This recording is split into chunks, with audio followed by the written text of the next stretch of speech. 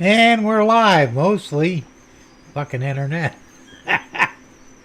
Comcast is going in and out. Green, yellow, red, green, yellow, red. It's in the green at the moment, but for how long, who knows? Tell you what, I guess they really want me to get Starlink. I don't know. It's back in the yellow again. Damn it. Anyway, now it's in the red. Yeah, that's freezing up. Damn it. Come on, damn it, get back in the green. Oh, shit. I'm going to be mad if I have to kill this stream. Anyway, let's say hello to everybody. Let's see, who got the glorious cookie today? Looks like Gerald Stewart did. Glad to see you here, Gerald, and good. Enjoy that cookie. Then there was a bit of confusion here. Now, Lionel Trains, which is Thomas Moore, he was the second one in, and technically he gets the half cookie. Good to see you here, Thomas, by the way. But then Hot Dog Pilot Andy came in and he claimed the half cookie. So he doesn't get the half cookie, he just gets from. Sorry there, Andy. Anyway, good to see you here. Let's see what else we got here. John Nippenberg, Landmark Yards. John, good to see you here. And we got Tom Grassi. Well, he might be here, might not be. He was making dinner, so he said he'd be back soon. Anyway, I know one camera's out. I'm having so many problems with these cameras, Tom. I'm going to have to do something different, but I just can't afford to right now. Anyway, good to see you here. Now we got Bruh Bay. He's a newbie. Good to see you, Bruh Bay.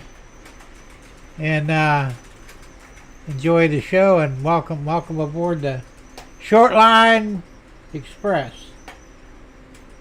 Then we got Chuck Schreiber. Chuck, good to see you. And who else do we got here? Dundas Junction Model Railroad. James, how you doing, James? Good to see you here. And the Gigliottis, Ray, good to see you here. Let's see who else. Joe Rader, Black Rock Central. How you doing, Joe? Good to see you here. Let's see, we got anybody else?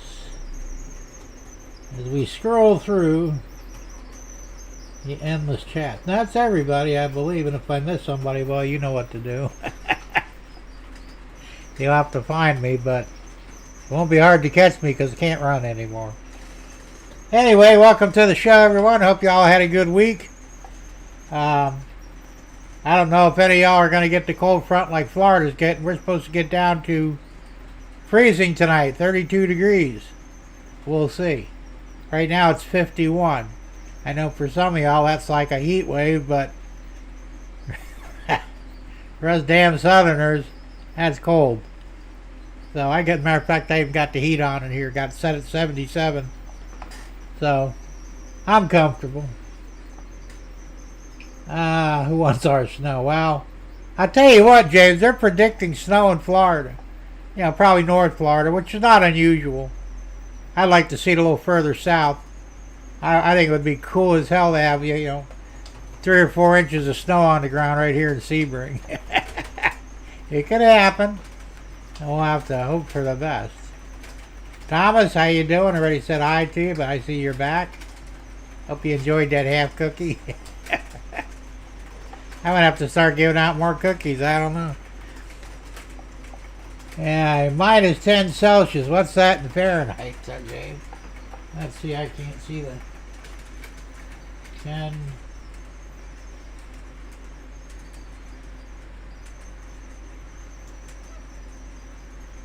That's about 18 degrees Fahrenheit. Somewhere around there. That's damn cold, James.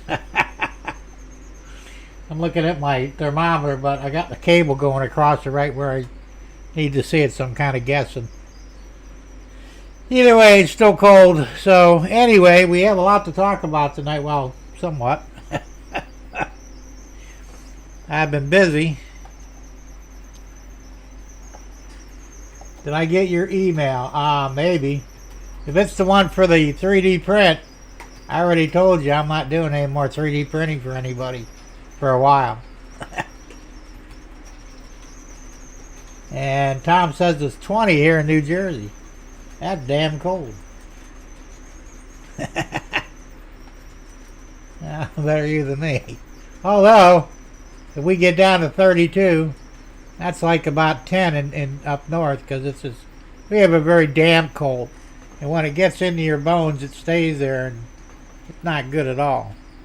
Hey, up north, you have a little bit of a drier cold. Tom's Trains and Things. Hey, Tom, how's it going? Good to see you here. Are you cold yet? It's 51 degrees here. So not too terrible, but it will be, because it's supposed to get down to 32 tonight. So they actually got freeze warnings for anybody who has sensitive plants.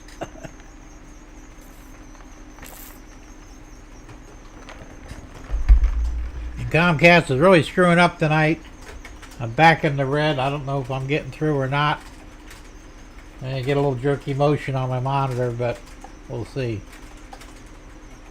Thomas Moore says it's 22 here in Kentucky. That's still cold.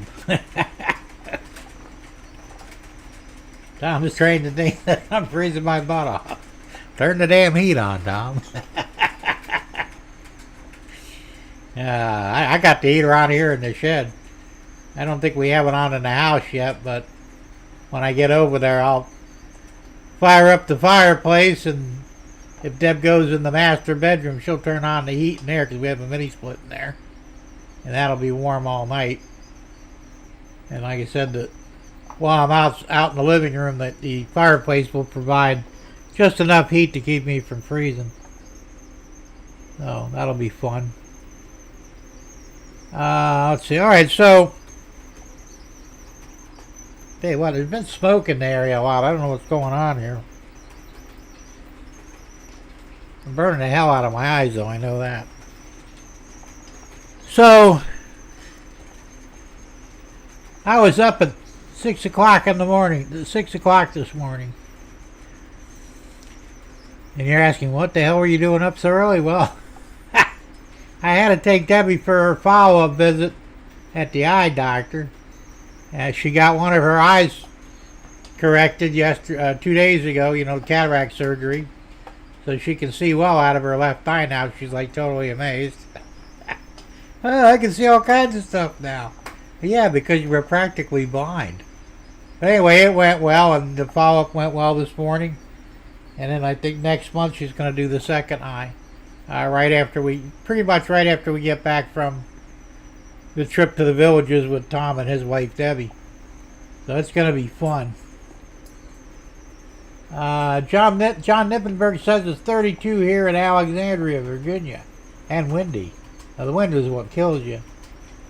Thomas wants to know, do you get snow in Florida? Yes, we do. Not usually this far south, but it can happen and has in the past. But up like Tallahassee and Gainesville and those areas, they get snow more often than not.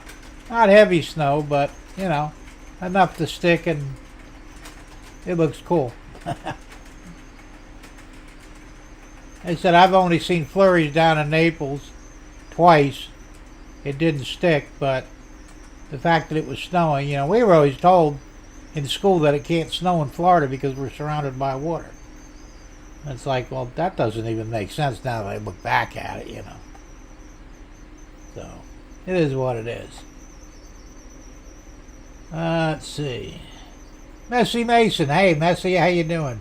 Good to see you here, man. So,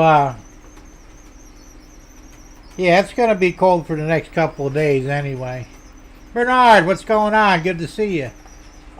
Hi, Jim. Sent you an email, but I'm trying to listen. Alright, I didn't bring my phone with me, so I can't really look at emails right now, but I'll check it out later. John says, correction, 28. It was 32 when I was leaving work. Damn. Very cold, guys. I think we're going to have a really rough winter all over the country, I think. It's not looking real good, But this is just the way things go anymore. The weather's all messed up. So, I don't know if any of y'all see my short or not. I bought one of these. I got this from Amazon. It's a sound card. Now it looks kind of big, and it is, and I may have some problems fitting it into this car here. I purchased this as well. This I got from Train World. It's from it's a Bachmann. It looks cool, but it doesn't have any sound in it, or nothing else. Just a basic car. So it looks a little taller than my other one. So this may barely fit inside of it, and if not, I do have a way to fix it without it looking stupid. Yeah, I know, Tom. And it's looking better every day. I already told myself that if they screw up another one of my live streams, I'm going to go ahead and order Starlink. I don't really want to, but, they're not giving me much choice. It's ridiculous what's going on here. So, it is what it is. Hey, Rick's Trains. How you doing, Rick? Good to see you. And Rick says, hello, Jim. 18 here and 2 inches of snow. That sucks. Or not. I mean, it could go either way. So, anyway, this is the car I bought. It's a chicken car. It looks like, I can't tell when I zoomed in on it, it looks like there might be actual plastic chickens inside the car and a screen on the outside, the silver part. Or it could just be a piece of cardboard with a picture. I don't know. But it was regular $50 and it was on sale for $21.99. And I liked it, so I said, I'm going to go ahead and buy this thing. But I'm going to put sound in it because, you need chicken sound. So I got it on Amazon, and this was one of two possibilities. I like this one because it'll take up to 35 volts input. I think it's from 6 to 35 volts. Tells you right on here somewhere. And, yeah, there it is. Yeah, 6 to 35 volts DC. So I can easily use this with a Keep Alive circuit to put in the chicken car, and of course I'll put power trucks on, but I'm going to make it work. And the nice thing about this is this thing will hold 32 gig of information. It takes a what I call micro SD card. They call them TF cards, but I could set this up on the computer, plug it into this, and boom, we're ready to rock and roll. I have a speaker for this, and like I said, the power I'll pull off the tracks so that it'll come on. And it's also has a dip switch on there, so you can set it for looping and on all the time. So this is pretty good. Like I said, it's a little larger than I would like, but I think I can squeeze it in there. Like I said, I have some ideas. I'll find out when the car comes. I think the train car will be here on Saturday, I believe. And that thing was only, I said it was $8. I was wrong. It was $10.99. But you can't go wrong. Now the other one, which is smaller, and that's mostly the same features, but comes with a speaker and a USB cable to program it from your computer. And that was $13.99. The only problem with that is you had to modify one of the circuits on it. I guess either jump a resistor or remove the resistor, so it would go into a loop pattern. Otherwise, it would be a push button, one-time deal each time you push the button. So I don't want that. But so if I can't fit this, I'll get the other one, and I'll use this one on my overhead train stations, which will be perfect. And like I said, you can record any voices you want on that. Any WAV file or MP3, boom, no problem. That's going to be nice. Do you have the horse car? No, I have the cow car. Well, I just bought a steak body like this one here. Remember, you gave me this one, Thomas. And I might eventually put a sound card in this too. This one says for chickens on it. Actually got chicken right there. Like I said, I'll have to put power trucks on it, whatever, which is no big deal. But that's what I did with the other one. I picked up the black one and put a actual sound card in it that I won on. I think I won that from Sparky, I think, on his contest. And it comes with everything you need. I already had a Keep Alive, so I put a Keep Alive in it, and we're doing good with that. So, but that one does strictly cows.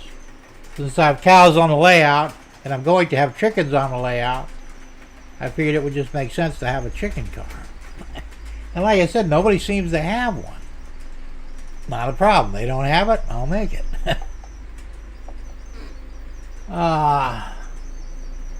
Tom says DF Player Mini does the same thing, half the size as an Arduino Nano. Can be run with... I ought to look into that too. I forgot about that. Now I think about it, you're right, Tom. And they're pretty inexpensive too, so I could probably even go that route if I need to. Like I said, so when I bought that, it said it was 2 inches by 2 inches, which it's not quite. It's like 1.97 inches square. It's pretty big, but like I said, what I could do is I compared it with this one here, and I could cut a slot in the bottom and have it stick out a little bit. You wouldn't really notice it. Still be above the track and wheels, and it'll be in at an angle, and it should fit. But we'll see. Like I said, I don't know what the chicken car that I ordered, how big it is. It looks like it might be a little taller than a standard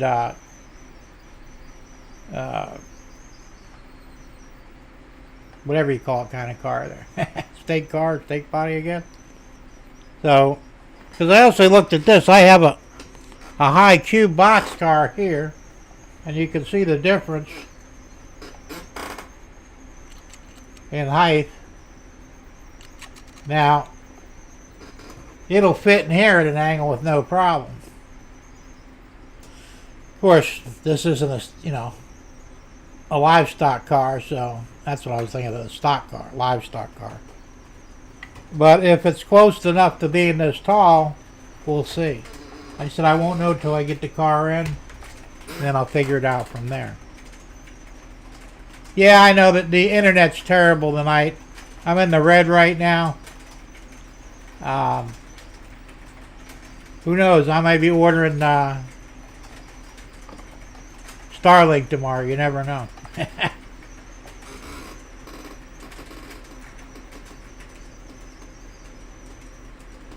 Yeah, see the sound card I have only does sheep and cows, and that's it. I know they make 2 different versions of it. You probably have the version where you could do other animals on it. Mine doesn't do chickens. Just cows and sheep. Go figure. And of course it's not programmable, so you're pretty much stuck with what you got. And those things are about 60, 65 bucks.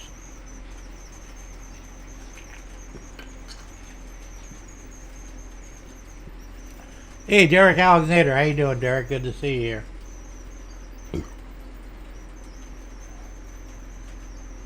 So, anyway, that's what I'm going to work on as soon as I get everything in here. Fitment will be the big thing. Of course, I've got a speaker already. I got an extra speaker when I ordered them for the P42. And I don't know if you were watching the trains run earlier, manually running the P42 on the overhead. I've got 2 passenger cars and a dome observation car hooked up to it, and that's the one is the Trump car, the observation car. Finally got it put together, got the lighting in it. I didn't put the red MAGA hats on there. I'm still looking at possibly printing the hats and painting them and gluing them onto the heads of the people. We'll see what happens. I just haven't had time to fool with it yet. Well, thanks, John. Appreciate that.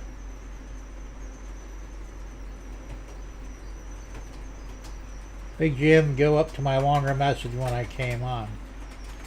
Let me see, which one is that?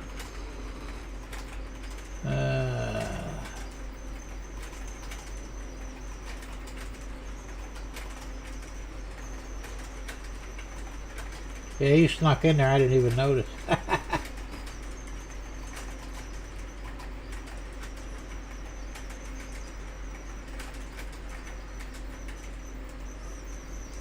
There you are. Hey, Jen received the ballast glue spreader. This thing is a piece of high tech. Has a meter to control the flow of glue and runs off of track and can be, yeah, absolutely. I said the thing's about 50, 60 bucks. I don't remember what I paid for it. But I think it's more of a nuisance than it's worth. I mean, if you like it, that's great. And I'm glad you're happy with it. I didn't like it.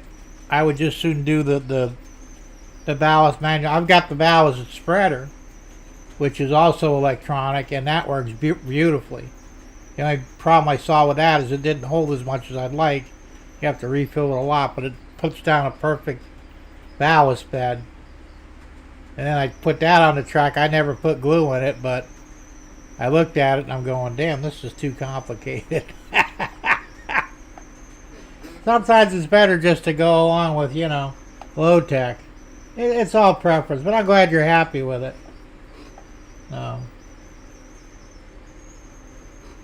Let's see.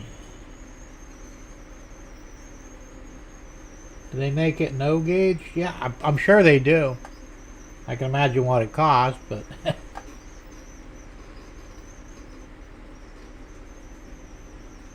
let's see. Did I say hi to Rick? Rick's Trains? If I didn't, hi Rick. Good to see you here. So, anyway, that's my plan. I did the short. It's only, I think it's a few minutes long, but I'm going to go ahead and play it. And I'll give you something to watch. It kind of goes over my plan a little bit better and covers the card more as well. So I'm going to put that on right now, and I'll be back in a bit. Hey everybody, Jim Tedesco here with another, another, one of many mail calls. And this week I got kind of a treat. I was doing some research on sound cars. Now I have a sound car that I have the cows in, which is cool, but I won the sound car because normally they're about 60 bucks. Which I think is a lot of money for a sound card. So I went ahead and I bought a chicken a chicken rolling stock car. It's from Bachman. It was on sale for $21.99, so I bought it. Well, it's not animated, unfortunately. It just got, chickens on the inside that you can see, and opening doors, that sort of thing, but no sound. So I thought, I'm going to do something different and put sound in it. As I looked around, and nobody actually made a stake-bodied train car, rolling stock, with chickens. They have horses, cows, reindeer, but no chickens. I said, well, that's bullshit, so we got to do something about that. So I bought this from Amazon. I'm going to open it up so you can get a better look at it. And it's very cool. And I think it's going to do the job that I want it to do perfectly. Now, I kid you not, I paid $8 for this. And it's a little soundboard. It's recordable, programmable. You can set it up to do either a one-time MP3 or WAV file, or you can set it on endless loop, which is where mine will be. And I think there's one other setting there that does something else. This will hold 16 megabytes of information, which for MP3s or WAV files is a lot. And I already recorded some chicken sounds. So, we're going to be using that. Now, here's the beauty of this thing. It's a 20-watt voice playback module, 8 to 35 volts, or 6 to 35 volt, soundboard with a USB downloadable music player, 24-bit DAC output, MP3 wave support, with a TF card. It's 32 gigabytes maximum for broadcast device do-it-yourself. I paid $8 for this thing. And I'll tell you what, it's slicker than shit. Like I said, you could put your little... That's hard to see that there.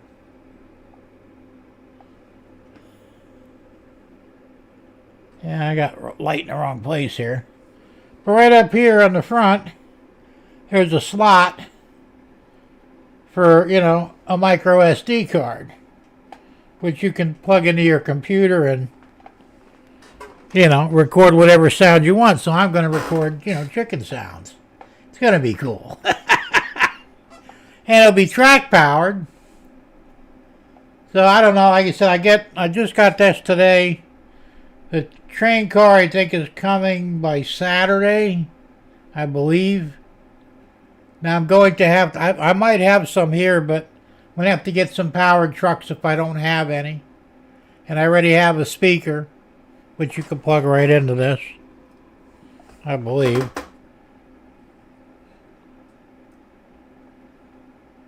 Now, looks like the speaker has to be soldered onto the board. The wires, that's no problem. Although this does have an 1/8 inch jack on here. So I don't know what that's for. I'll have to read the instructions on this. Looks like it's got a variable resistor for probably for the volume control. And a 3-position DIP switch. And there's your mini plug-in. Boy, it's hard to get good. This camera sucks as far as close-ups go. But there's a power port there, which is a mini USB. So this will be really easy to hook up and do what I need it to do. And it's, I say it was 32 megabytes? Yeah. That's the maximum you could put in there for your mini SD card, which is pretty damn good. So that's my latest toy. And I'm going to have a chicken car that, clucks with the chickens and does the rooster calls and everything else. It's going to be cool. Can't wait to get that operational. So we're not fucking around anymore. We're going to make some shit happen on the layout. And this is just one of many ideas that I have. And if that works out good, I'll pick up a few more of them. Because I don't know if you know Tom Grassi, he's got his subway stations. And they've actually got voice on them, which is his voice. Where, instructions like, please wait for the doors to open before exiting. I could do something very similar on my 2 elevated stations. Maybe I'll have a call out for the schedule, or I don't know, I'll think of something. But this card is going to come in handy for those types of things. And the nice thing is you can run 12 volts on them. And it's a pretty good thing. So I think I'm on to something here. So I know I'm going to probably buy at least 2 more down the road. And like I said, at $8 each, you can't go wrong. And if anybody needs a link to this, let me know. Send me an email. I'll send you the link through Amazon, for Amazon. And you can get these yourself. Like I said, you will have to provide your own power supply, mini SD card, and of course a speaker. Now I have speakers here, so I'm good to go. But you'll need those things to go along with the card. So realistically, for probably less than $20, or thereabouts $20, you could set yourself up a recordable sound card. And the uses for it on a layout are endless. You could record welding noises if you have a shop where they're welding, along with the visual LED. Or you could use it for a station like, a train station or a bus station. All kinds of uses you can come up with this thing for. So, I hope this is helpful to all of you. I know this is a bit of a long thing here. Where are we going? 8 minutes now. Yeah, it's getting up there. But I was so excited about buying that. And they had a lot of different ones on Amazon. And there was another one that was $12. Actually $13. It came with a speaker and the USB cord and all that. It came with more stuff, but you had to modify it to do a loop. Otherwise, it was a push-button control. Nice setup. And, of course, it only handled 5 volts, so that was another issue. So I really wanted something that would get me at least 12 volts in there, so I wouldn't have to screw around with resisting it down or, a buckboard or anything like that, because that's a pain in the ass. So this is I found this one, I picked it, and it was $7.99, I believe. And I said, you know what? I'm buying it. So anyway, I hope this is helpful to you. And like I said, if you have any questions or you want the link for it, drop me an email. You know the email is Jim, Jim, the number 13, the letter A, at hotmail.com. And I'll be sure to send you the link for it or answer any questions you might have, to my ability anyway. Anyway, thanks for watching, and stay tuned for more exciting things that I may be doing on my my layout. And of course, remember, Thursday, 6 p.m. Eastern Time, Shortline Thursday is my live stream. Be sure to watch it, because you never know what we'll be talking about. Until then, we'll see ya.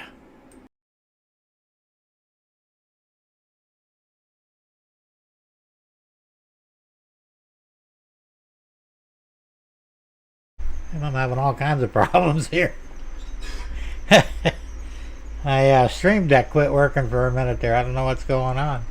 Anyway, that was my short. I hope that answered some questions. I don't know. Anyway, Ray Bertelson, how you doing? Glad to see you here.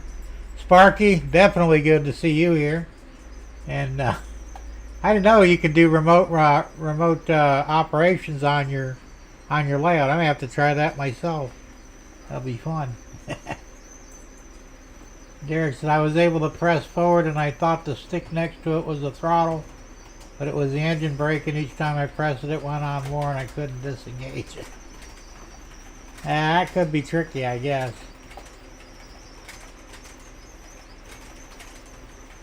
Yeah, Sparky, if you want to put up a link for that, that'd be cool, man. Go ahead and do it.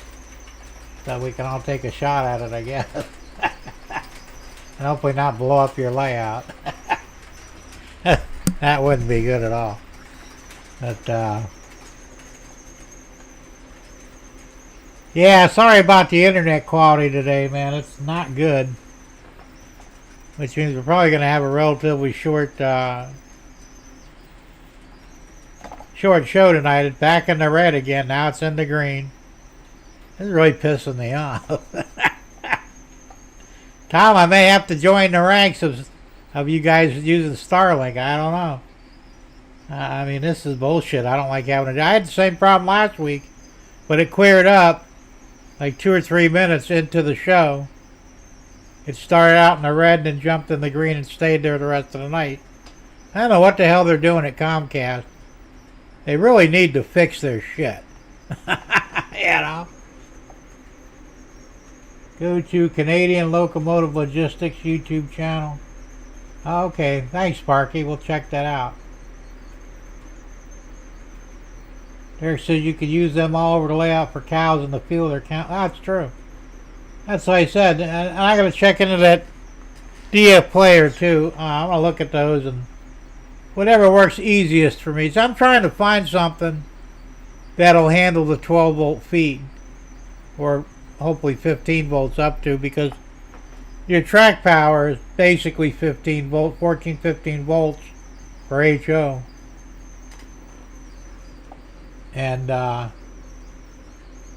There's the link from Sparky. Can you double click on an iPad? I have no idea. Sparky's easy way to explain it in this order. Press once on the reverser, then double click the throttle. Each double click is a speed step. Okay, that's helpful. Tom says Comcast is fucking with you, just like they do. Yeah, it seems like it, Tom. It's bullshit, man. I mean, do they not? Are they trying to just drive away their customers? It seems like it. That's funny, John. The Comcasters, actually the Combastards. I don't know what the hell their problem is, you know. It's getting ridiculous, you know. I pay good money for this service, and this is what I get, you know. Now, granted, Starlink's probably about $15 more than what I'm paying now, but it's worth it to me to pay the extra $15 to not have this bullshit aggravation, you know. And it seems like it's constant with them, you know. Comcast, if you can hear me, and I'm sure you can, fix your shit. Quit fucking around. You're gonna lose your entire customer base. Last I heard, Comcast was hemorrhaging customers anyway. You know, a lot of people they're fed up with it and they're going elsewhere. Can't blame them. And there's no excuse for what they're doing. You know, either they're too stupid to fix the problem, or too cheap. I'm not sure which. Maybe both. You know. Yeah, I know, Tom. It's not good. I'm bouncing in and out of the red and green. Now I'm in the yellow again. We're going to do this for a little while, but at some point I'm going to say fuck it and call it a night. So, anyway, that's the plan with the chicken car. I've been buying a lot of things. Of course, a lot of things I won't put on here because they're not train related.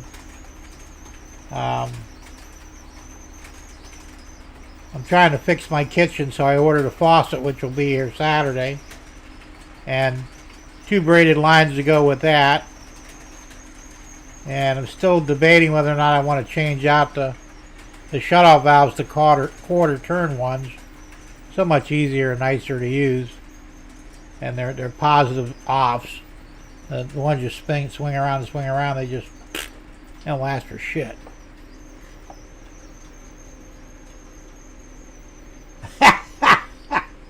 Don't even think about it, Sparky, although it would be kind of funny. You don't have to deal with 10 multiple choice questions just to report your problem. Yeah, no doubt. The whole thing is bullshit. It's really pissing me off. The Ray Bertelson said there's a site that has sound cards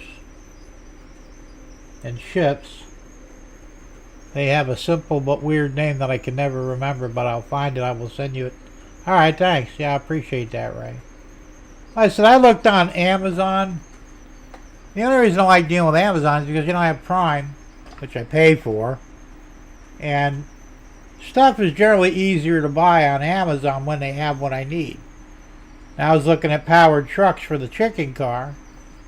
Amazon has a pair, but they won't work for what I need.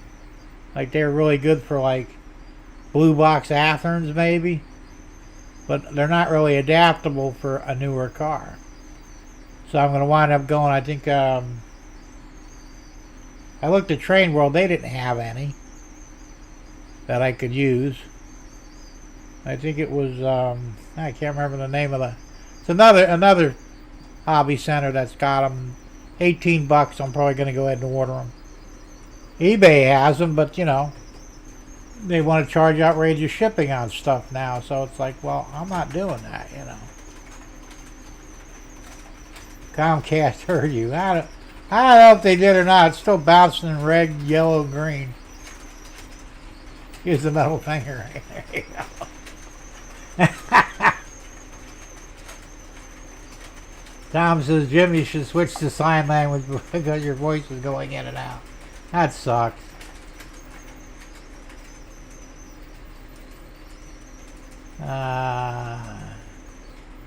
Tom Grassi, it's not happening here. Maybe rejoin. No, it should be because I'm in the green now, but it keeps going in and out. And some may be more sensitive than others.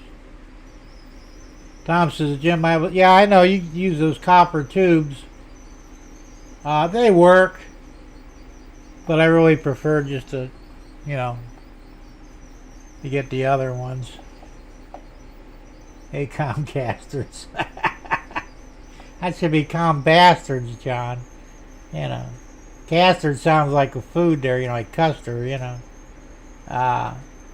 Combastard sounds better. Fucking, I'll tell you what, they're going to lose their whole customer base. They're going to be run out of town on the rail if they're not careful. So, like I said, I may have to start looking into. I've got the coupon. It's good until February 16th for 50% off your first month and free installation, all other crap. So I may be taking up on it. Yeah, I may wait till the first of the month to do it. But yeah, there you go. Give him the middle finger, Derek. It's bullshit. It really is. I don't know what the fuck's wrong. The way they run things nowadays, this wouldn't have happened 50 years ago.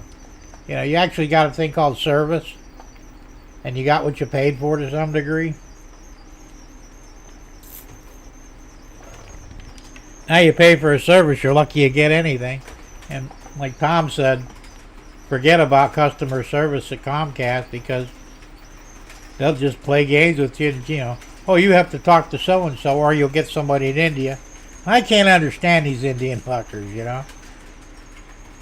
No offense to the Indians, but I simply can't understand you,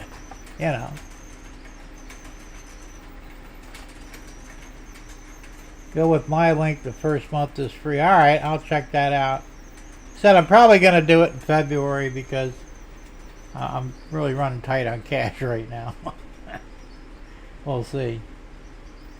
Derek, it was the bucket hat kid. There you go. Sparky said it was Mike that crashed his train, and I have done it off the top of the helix, but James has never actually crashed. Okay. He just causes the crashes. Well, when Heath was doing that for a while, you could remotely run his trains, but he had kind of a back and forth layout. It really wasn't circular, so I don't know what he's got now, but James is F8. Okay. Well, F8 normally just shuts down the sound. At least on my stuff it does anyway. If you want to shut off the engines, well, it depends. The Tsunami cards, I think it's F5. Or maybe it is F8 it'll shut. I don't remember. I have to think about this shit. I haven't used it enough yet to figure it out yet. But I'll get it figured out at some point.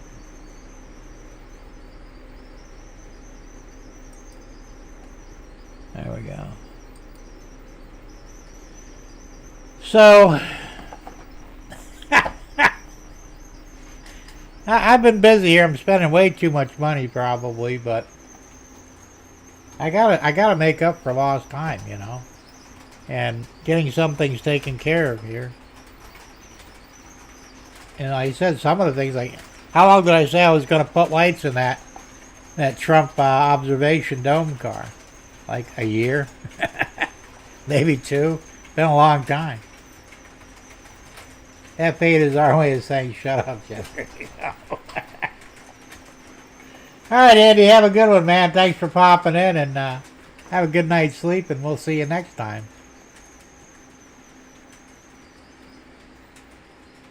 So, let's see here. What else am I doing?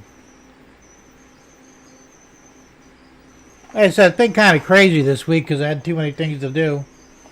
Wasted, well, not really wasted, but I spent the whole day pretty much at the eye doctor's office with my wife while she got her cataract done on one eye. And it all went really well. It's way different than when I had mine done 6 years ago, and I had mine done in Naples. She had hers done up here.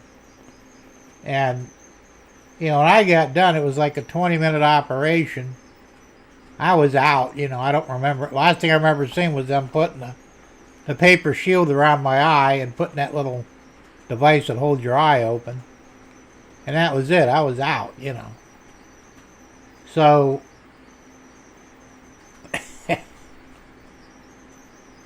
and then afterwards, they put a plastic eye shield on your eye, and you had to wear it until, for, depending on, almost 24 hours.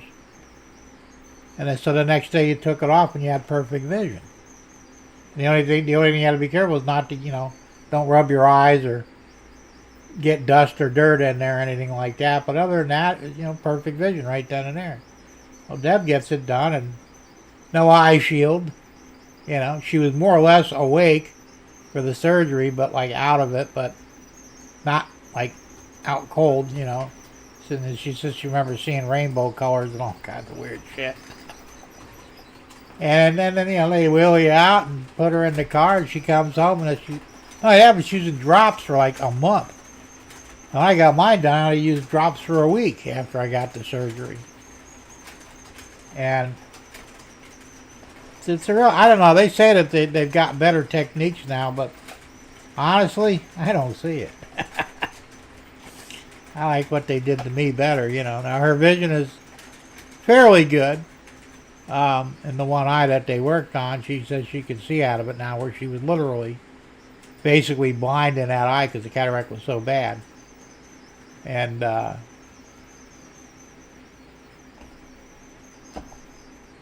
so she's got good vision in that eye now, but he says everything is brighter and clearer and sharper, and I go, well, yeah, because it's like getting a new eye, And at first, for probably the first year, your vision's going to be exemplary, Then after that, it kind of reverts back to what you're normally used to. Well, most of us are. Mine are still good. It's been 6 years, almost 7 years now. I still have good vision. These are readers, so I don't really need them for far vision. But I can't see worth the shit up close, and that's a combination of the cataract, new lens, and old age. So, but anyway, so that was a whole day pretty much tied up. That I couldn't do anything here. So the next day I came back here, and what the hell did I do? I spent most time on the internet searching and looking for products that I wanted to get into. And here we are. And I'm in the green again. Been in the green for a bit now. Still shaky though. It's like, I got 3, but now I got 4 bars, which is excellent. But it seems to be flip-flopping between 3 and 4 bars. Yeah, maybe they got nervous when I threatened them with Starlink. I don't know. It's not a threat. I will get it if this shit keeps up, I don't need this horse shit. I mean, it's ridiculous. You want to keep your customers, you got to make sure you provide a decent service for the money. I mean, for what I'm paying, this shit shouldn't happen. If I actually paid what it was worth, probably give them like $30 a month. And even that's too much. Hey, Georgia Sunbelt, Anthony, how you doing? Oh, you can hang out for a few. That's cool. I was just complaining about Comcast because, they're doing to me what they did to Tom Kvichak from Tom's Trains and Things, and he was forced to go to Starlink, and I may wind up doing the same thing. Back in the yellow again. They just don't get it, do they?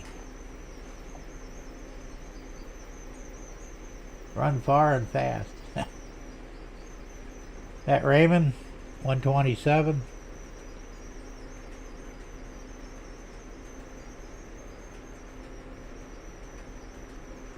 Comcast tried to call you, Jim. You didn't answer. I don't have my phone here. That phone's in the main house.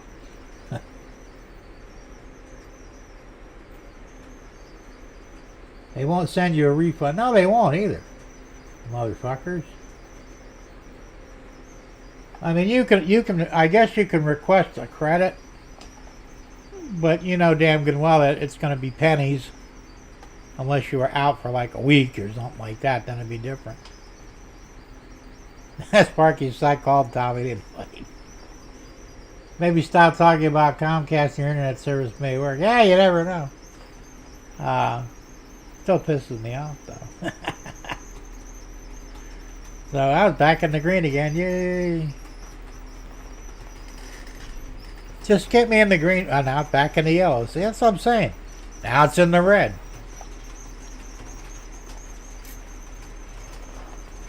If I didn't know better, I'd say they had a loose connection up on the line somewhere. Could be anywhere between here and their building. And when the wind blows, it messes with it. And you would think that they'd be on top of it. You know, well, let's replace that cable or fix that connection. Anthony says all cable providers are crap. We've got BreezeLine and Comcast, both crap. BreezeLine sounds like it would be crap. I never even heard of BreezeLine. As I said, you know, it seems like,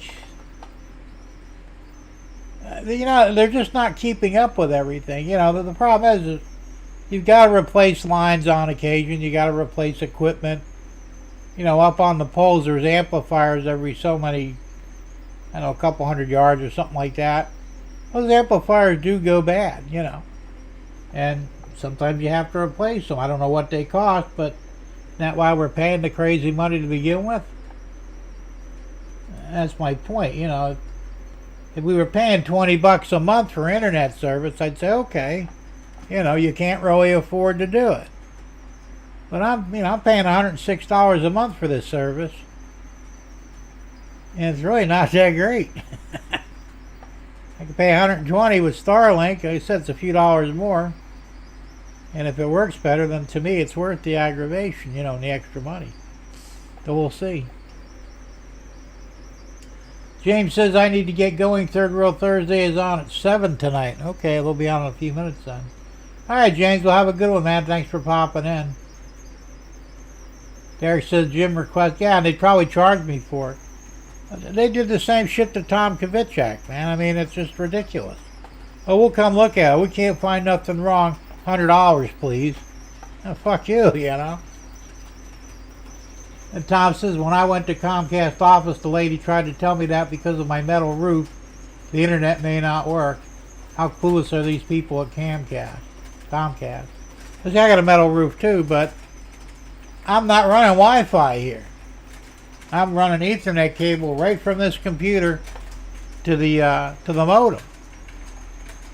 So I can see it. You know, yeah, okay, because I know metal roofs do interfere with Wi-Fi to some degree, but I'm not running a Wi-Fi connection here, so I don't want to hear that bullshit. All right, James, I'll probably be off by then, but you know, we'll see. There's Raymond. Hey, Ray, how you doing? Good to see you, by the way.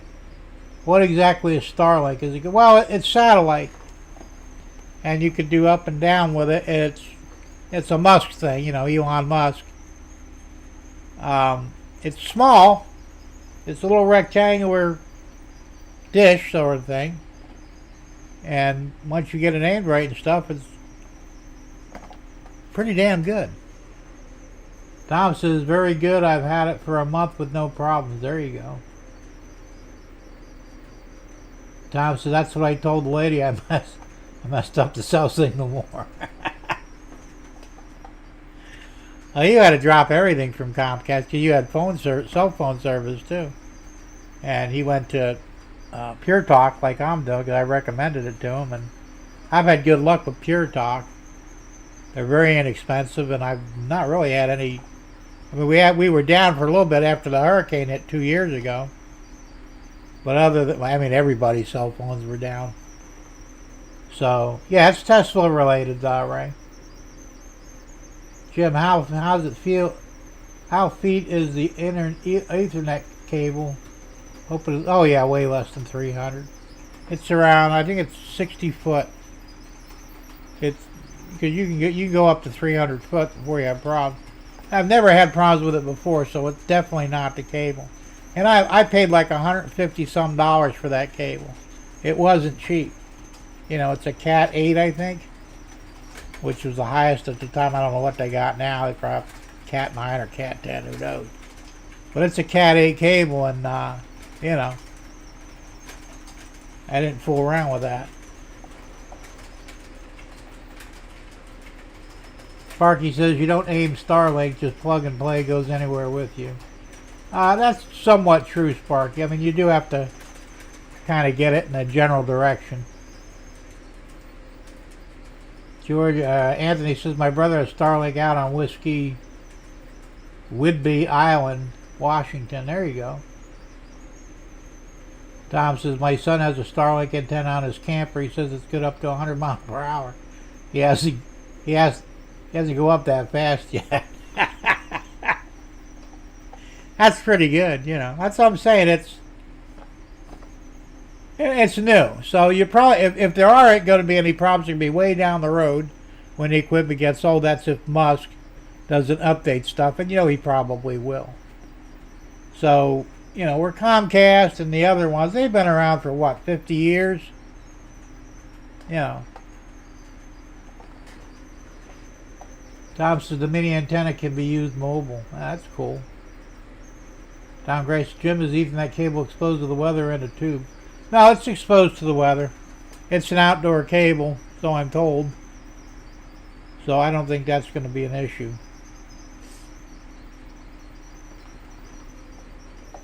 John says 125 miles per hour to test it. Yeah, there you go. Derek says Venezuela and Iran have Starlink for free right now. Do they really? That's cool.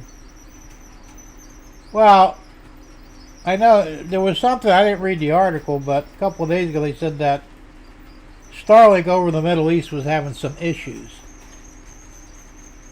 I didn't read the article, so I don't know. Hey Gerald, how you doing? Good to see you here.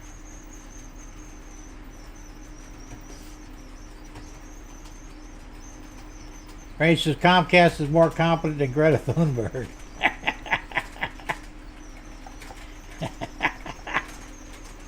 That may be true, Ray. I don't know. If he wasn't pulling a camper, he would definitely try to do 125.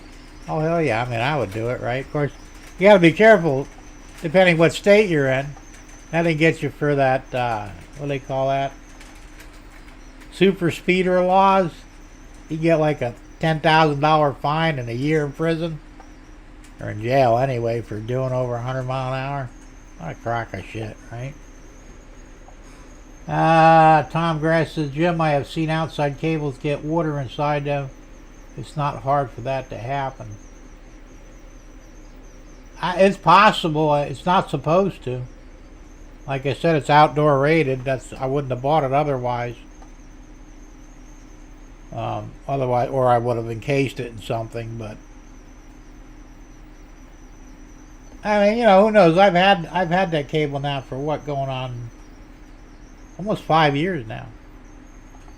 It's possible. But like I said, most days I don't have any problems. I'm out here a lot. I'm on the internet. My signal is always good. Speeds are decent. But here lately, it's 6 o'clock on Thursday nights, it's starting to act up. That's why, you know, I talked to Tom about it, and I said, you know, maybe they're throttling you. I mean, there's no way of knowing for sure, but it's a possibility. They might be doing the same to me, too, because think about it. Every Thursday night, I'm on there for 3 or 4 hours.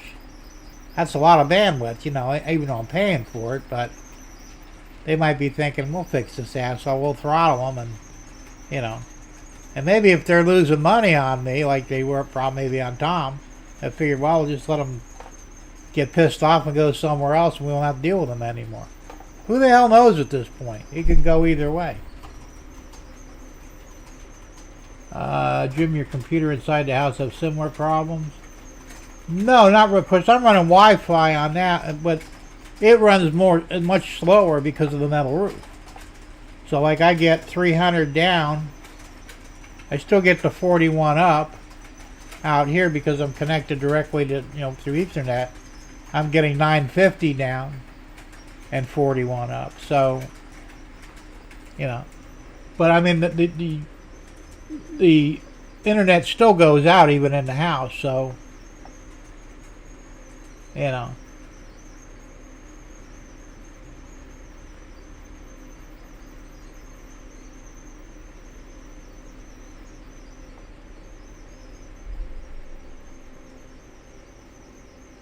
give that reason to the police when they pull you over.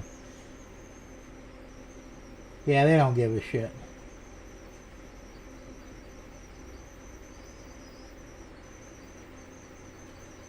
But I mean, prior to that super speeder law, I routinely did 100 miles an hour.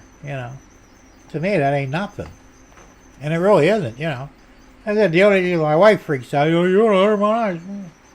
You know what the difference between doing 100 mile an hour and doing 60 mile an hour is? The only difference is you die a little faster at 100 mile an hour. You still die, just a little quicker. Anything over 45 miles an hour is potentially lethal in a collision, or if you flip your car or whatever. So really, there's not much difference between doing speed limit in Florida 70 in most places. Like here in Sebring, it's routinely we do 80, 85. The cops don't care. They're doing the same thing. But, but if you were to hit 100 mile an hour here, they can get you with the super speeder law, and you're in a world of shit. And they don't really care what your excuse is. They might think it's wrong, But it is what it is.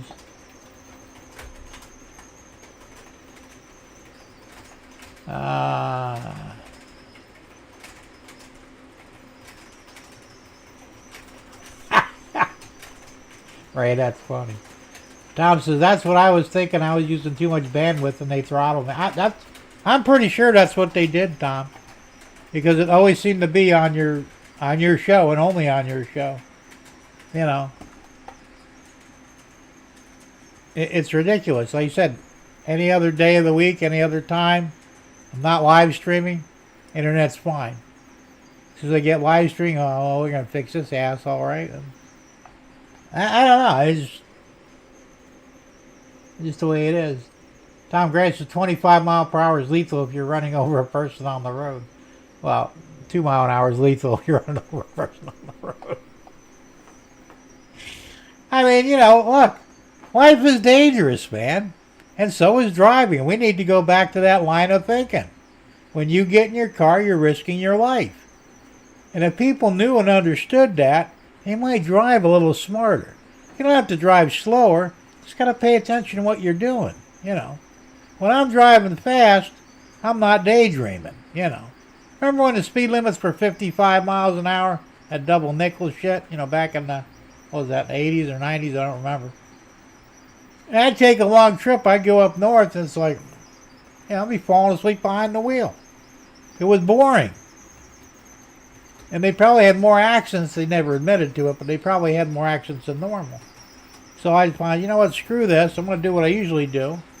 I went up to Indiana once. I was averaging 140. I made it in like 9 hours, from Florida. And I was wide awake, man, because, you got to pay attention. One mistake and you're dead. Maybe. But, I understand that as a driver, like I said, I grew up in a time where seatbelts were, I actually had cars that didn't have seatbelts in them. They weren't mandatory yet, They were built better. The shit you're driving today, if you get hit in that, I don't care whether you have a seatbelt on or not, or airbags. If you don't die, you'll probably wish you did. And that's a little scary out there lately because, like today, it was raining, and we had to get up, like you said, we had to leave the house at 7:15 in the morning. It was light out at least, but it's raining. And these jackasses are blowing by me like I'm standing still. I'm doing the speed limit, 60 miles an hour on 27. They're riding my ass and brake checking me. What the fuck's wrong with these people?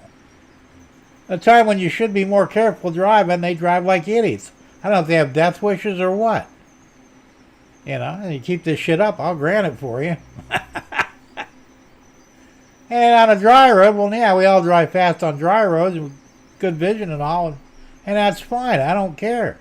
You know, I've had guys blow my, I know they're doing over 100 mile an hour right downtown Sebring. I don't care. You know, I'm doing 80, 85, 90. Cops are blowing by me, you know, like I'm standing still. Who the hell cares? Alright, time for another road trip for kittens. There, that's the cat. Cat 8. There you go. Thomas, unless you're an HS agent. What's an HS agent? Hey, GRE 2057, how you doing? Good to see you here.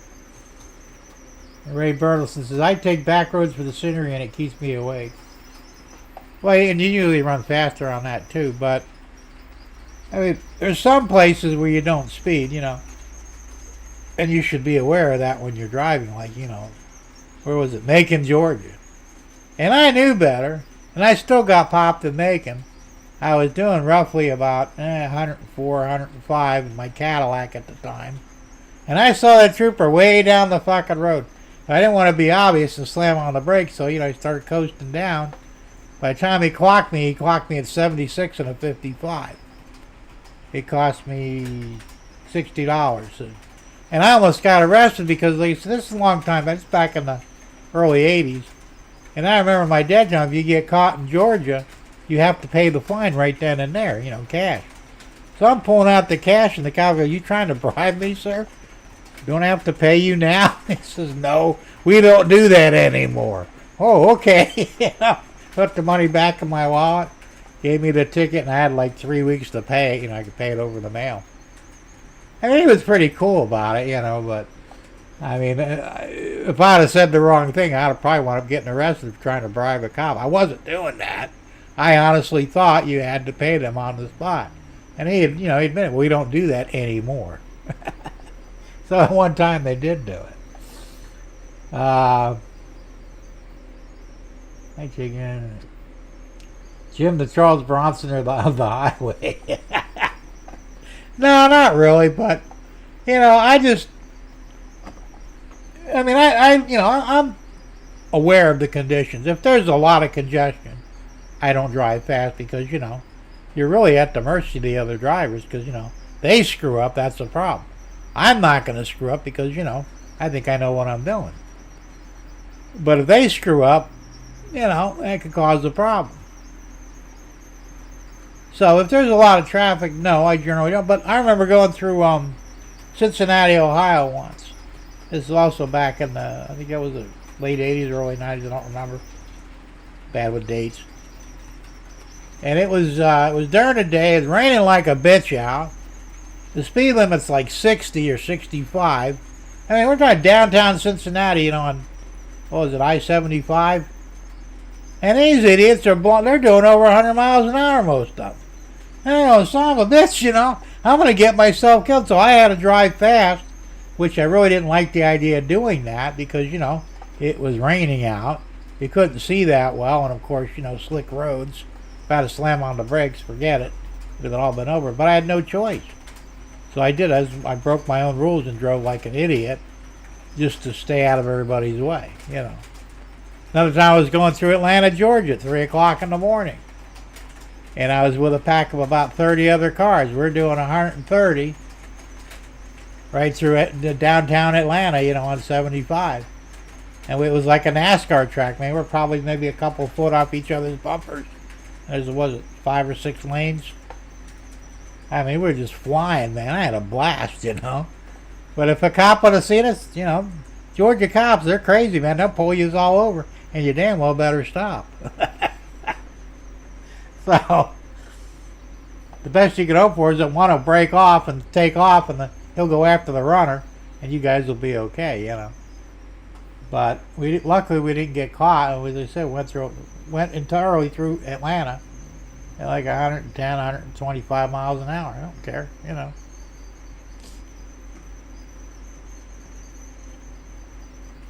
Let's see. John Nippenberg says, I drive the fastest way to get from point A to point B safely. I did too much driving when I was young. Well, same here.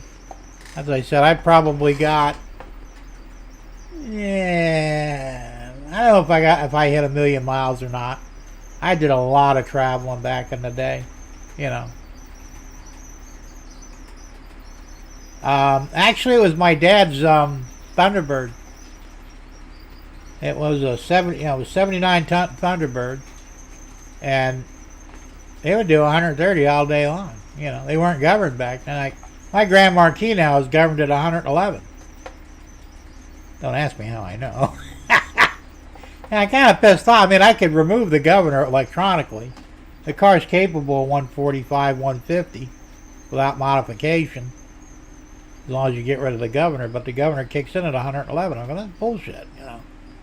Most of the cars back in the day would easily do 130, 135. My Cadillac would do 140. It had a 500 in it.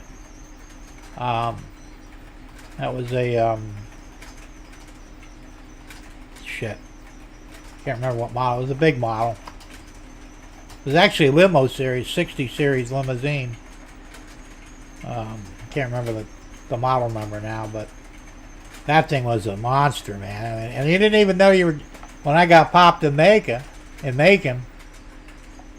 I was taking my friend Wayne up to Illinois because he had heart transplant surgery and he couldn't really get any help down here. They just didn't want to deal with him. So he said, I want to go up to Illinois where they'll take care of me, Section 8 housing and all that. So he had a motorcycle, a small one. I think it was a 250 maybe, Enduro. We disassembled it as best we could, put it in the trunk of the caddy along with all his luggage and all that shit. So I mean, I was dragging ass down the road, you know. And that was probably another reason why the cop pulled us over, you know, because he asked us and he said, well, "What you got in the car? Any weapons?" I said, "No, sir. We have a motorcycle back there." He didn't believe us. He says, "You mind opening it up?" And yeah, no problem, you know. Open up the trunk. I'll be a son of a bitch. You do have a motorcycle back there. I said, "I'm not lying to you." I said, "My friend here, he just had a heart transplant, and I'm taking him up to Illinois because they won't take care of him in Florida." You know. And he says, "I just bought this car." Same old bullshit, which I had the car for a couple of months by now. And he said, "I just bought this car just for this trip." And, you know, I didn't realize I was going that. And it really, you could do 110 mile an hour in that caddy and not realize you were going that fast. It was a smooth, beautiful ride, man. You know. So it was kind of cool, but John says the speedometer on my Matrix goes up to 140, but only up to 100. Ah, come on, man, you ain't broke it in yet. Today's new cars aren't worth buying. Well, that's true, Ray. And Anthony says my car's got 160 on the speedometer. I haven't tried it yet, and most of them will do it. I mean, you know, depending on what you got, there are cars out there that'll do 160 plus. You know. The fastest I've ever driven I was a Dodge Viper. I got to 198. I was shooting for 200. I'm not going to go into the whole story, but the guy bought the car for his wife. She couldn't drive it, so she made him take it back. But before he took it back, he says, "Do you want to ride it?" I said, "No, I want to drive it." He says, "Seriously?" I said, "Yeah." He said, "How fast did you go?" He said, "I've been like 100 mile an hour in it." I said, "You only got half the potential out of it. I'm supposed to do 205, you know." He says, "Really?" I said, "Yeah." He says, "You're serious about driving?" I said, "Yeah." He says, "Come over on Sunday. We'll take it on I-75, you know, before church. The roads will be empty, and we'll see what it does." So he did. He brought it over, and I said I got up to 198, and it started vibrating, and I got scared and backed off because I figured this speed, anything goes wrong, we're fucking dead, you know. So that's my all-time personal record. Prior to that was 165. I did in the 65 Corvette Stingray split window. I put a 454 in it for the guy, and their deal was, I'll put the engine and do all the work, but I'm the first one to drive it. He said, "Yeah, I don't care." So I took it down 8th Street in Naples Park, which was insane. You know, if somebody were a snap sign, well, I wouldn't be here talking to you. But I got up to 165, and it probably would have went faster, but I had to start braking because I was going to be running out of road. I was young though, so I didn't give a shit, you know. You know, when you're young, you think you're indestructible. He says, after 30 plus years of driving for a living, I love driving the back roads with a map. It's got no cell service. Well, that's cool. You know, you're one of the few people that can still read a map. I mean, most people our age, we can read maps because, you know, that's what we did. I have GPS in the car now, and I like it, but it's not always accurate, you know. Sometimes it'll get me running around in circles, kind of pisses me off. But, you know. Anthony says, got up to 115. Well, that's a start. But, you know, until you break 140, you're not in the, you know, the 140 club. Tom says, Jim, well over 1 million miles from me, closer to 2 million. Now all you need is 10 cars with 100,000 miles. They had 1 million, and I have many more than that, plus my truck driving is. Well, I'm probably over 1 million too. I don't know. I never sat down and figured it out. I did local trucking. I didn't do over the road stuff, but I did a few years of that, and I traveled live all up and down the East Coast. I've been as far west as Minnesota and Kansas. I wanted to go out to California, never got around to doing it, but I enjoyed driving back in the day. It was, it was fun. But now it's more of a pain in the ass than it's worth. Maybe it's because I'm older, I don't know. But Derek said I had a 340 Dodge Dart with a built 340 at 165 mile an hour. The front wheels were flat. Yeah, I bet they were. What the hell did I drive? I had a Buick Electra that would do that. And it would easily do 140, 145. And, it'd start floating. Be like on rubber bands, it felt like, And that was common with a lot of those old sleds anyway. But it was still fun, I enjoyed it. So, I mean, I don't understand why they haven't raised or eliminated the speed limits on major roads yet, Now, out west, I guess they did. It was at I-4 in Texas, I think. It's for a while, for one part of the stretch.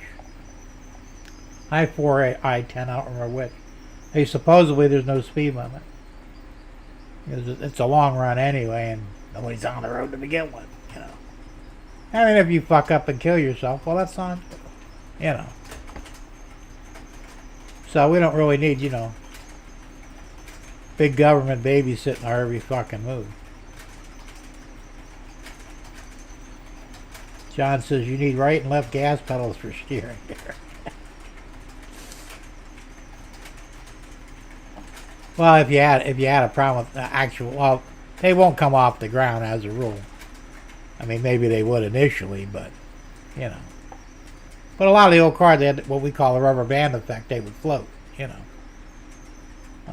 Bonneville's did. All those old sleds did it, because they weren't designed for, comfortable. Well, I guess they were designed for comfort. Some of the, the more sports cars are designed for, more racing than they are for comfort. I saw a Corvette the other day, fairly new one, like a 24, 23. I think they ruined those cars, by the way. But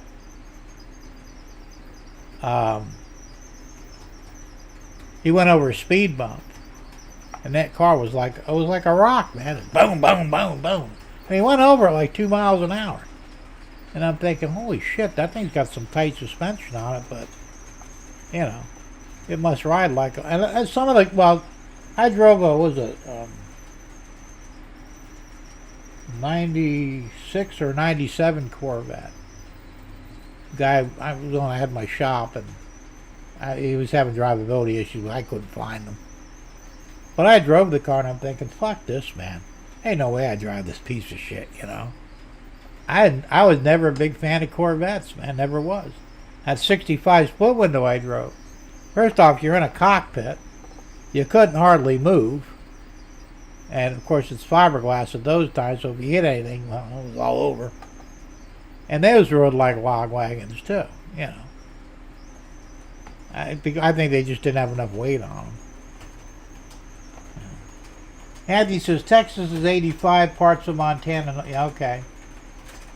Yeah, I think you're right on Texas. It is 85. I heard there was this. They just had something about it.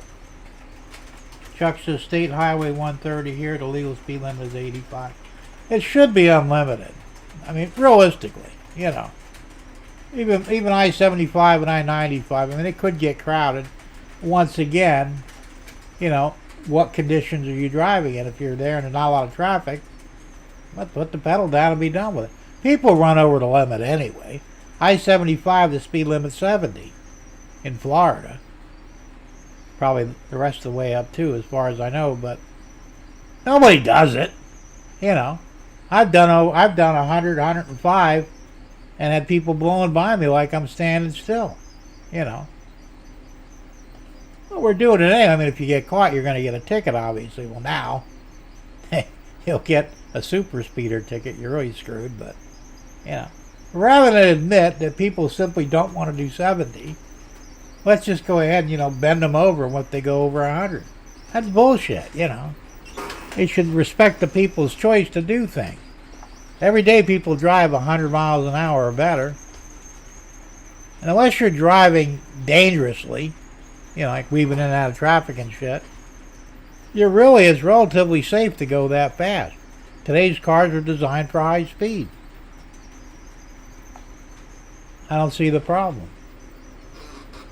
Ray says my stupid GPS tells me to do a shitload out of the way stuff. Then once it gets me back to my house, it says turn right. I laugh and go right and wait for GPS to figure out where I'm really going. You're not supposed to screw with the GPS lady, although it is fun to do it. Derek says, yeah, John K., I bought an air dam for the front, and it held the wheels down, but the resistance didn't let the car go any faster. Well, that's true. Well, that was a problem I had with my Fiero. And that car would do 145 because I put a V6 in it, not the one that belongs in it, but a better one. And I also had the 5-speed transmission. If General Motors didn't use the 5-speed transmission with the V6, they used the 4-speed standard. So I had that extra gear, which kind of gave me an advantage. Because originally the car had the 4-cylinder in it and it needed the 5-speed.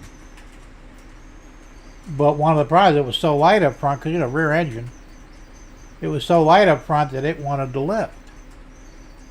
And, you know, I thought about putting center blocks in the front, which I did that on my Corvairs because they had the same problem. They would start lifting at, 100 mile an hour.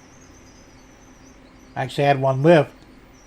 Actually, tires off the ground. I was going over a bridge. I was doing like 98, 99 mile an hour. And the wind just caught just right and picked up the front end. Scared the shit out of me. I went home, had 4 cinder blocks in the trunk, which is up front, and that solved that problem. But I thought about putting, maybe a wing on the front of the Fiero to hold it down at higher speeds. The only problem with that was it would have interfered with headlight operation because it had, flip-up headlights. So because I had a wing on the back, which held the back down, but it would not hold the front down. So, it just...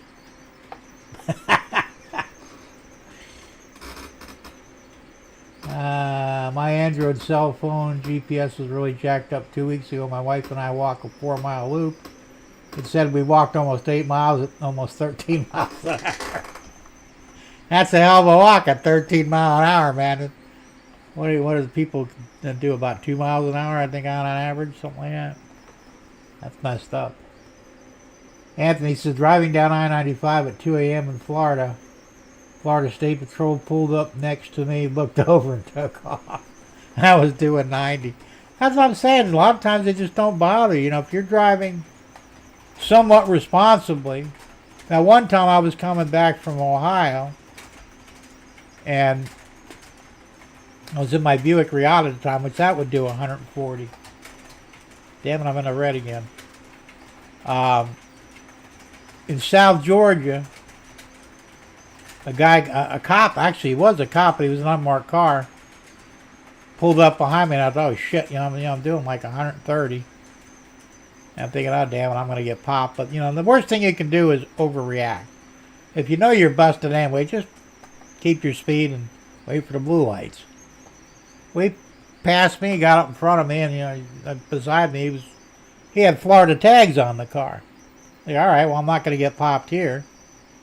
But he was doing about 140, 145 most of the way, and we would take turns leading. All the way down to almost, where did he turn off at? Port Charlotte, I think. Halfway down Florida. And some idiot, because he was in the lead, like I said, we're doing 140 plus. I was behind him, and some idiot, some old man, swung over in front of him and brake checked him. Big mistake. He hit the lights, man, hit the siren. Oh, man, he slid off to the side of the road. He probably thought he was going to jail. We just flew right by him, And I'm thinking, why do people do that shit, What do you care if I'm speeding or not, And actually what that old man did could have got him killed, I mean, fortunately there was an open lane beside him. The cop had to. He could have went around him, but, what if he couldn't? That guy would have got, he would have got slammed from the back, probably would have killed the old fucker. I don't know. Ray says, I'm single now and my GPS lady keeps yelling at me and I just keep saying yes, dear. You argue with your GPS too? I do. Can't help it. But, I said, if people would just accept the fact that driving is a dangerous operation, I think we'd all be better off, And, because they keep trying to convince everybody, no matter what happens, your seatbelts and your airbags and the car itself will save your life. But it really won't, You see somebody, so I was watching a video, I should have recorded it, put it up on here, it was pretty funny. They were doing a test, it was 80 speed bumps, a couple of feet apart, and they would run at 125 miles an hour over speed bumps with several different vehicles. And they had a, was it a Mercedes-Benz, I think? That car literally just broke apart, about halfway through. They had a Ford F-150 pickup truck. It came apart. I mean, the bed flew off of it, the front wheels fell off of it, the cab was flopping around on the chassis. Whoever was in, I mean, they had dummies in there, obviously, but, the dummies were all fucked up. And then they had another one, it was was it a BMW maybe? No, it was a Lexus. They had a Lexus do it, and that car literally self-destructed halfway through. And the wheels fell off it and everything, man, it was fucked up. And you know which ones actually made it through? The Chevy Silverado and a Chevy van. They're the only ones that didn't get fucked up going all the way through it. So that goes to show you that some of those expensive cars ain't worth a shit when it comes to speed bumps. I personally hate speed bumps. Tom says, Jim, next time we talk, I'll tell you about speed bumps. Yeah, me and speed bumps don't get along too well. I mean, usually if it's just one, you hit it hard, the suspension will kind of pick up and it won't be as bad on the car. But if you have multiple speed bumps, that's a problem. Now we have two types of speed bumps down here in Florida. We have the narrow ones, that just you go over it. Then they got the ones that are like a hump, and they're big. They're like 15 foot thick, across. And if you can launch off of them, actually, if you hit one hard enough, you'll get some air. Derek says at 140, the airbag only makes it so that they can still use dental records to ID you. That's true. Oh, I disconnected my airbags on both of my vehicles, the Ranger and the Marquis. I don't want shit blown up in my face. I'm sorry. I just don't. I'll take my chances with the windshield and, I mean, usually if you're going to hit something, the best thing to do is lay down in the seat and hope you don't get pinned in the car. Anthony says, Maryland has speed humps. Yeah, everybody has them. We got them at the fucking parking lots here. That's stupid. They have them actually on some streets, like in Naples, down on, It was off of Davis Boulevard. I can't remember what the name of the street was. There's a speed hump like every quarter mile. And, you try and go as fast as you can without getting there, But, I mean, these things are, the whole concept is stupid. And it's probably not good for your car anyway. But does the state care? Of course not.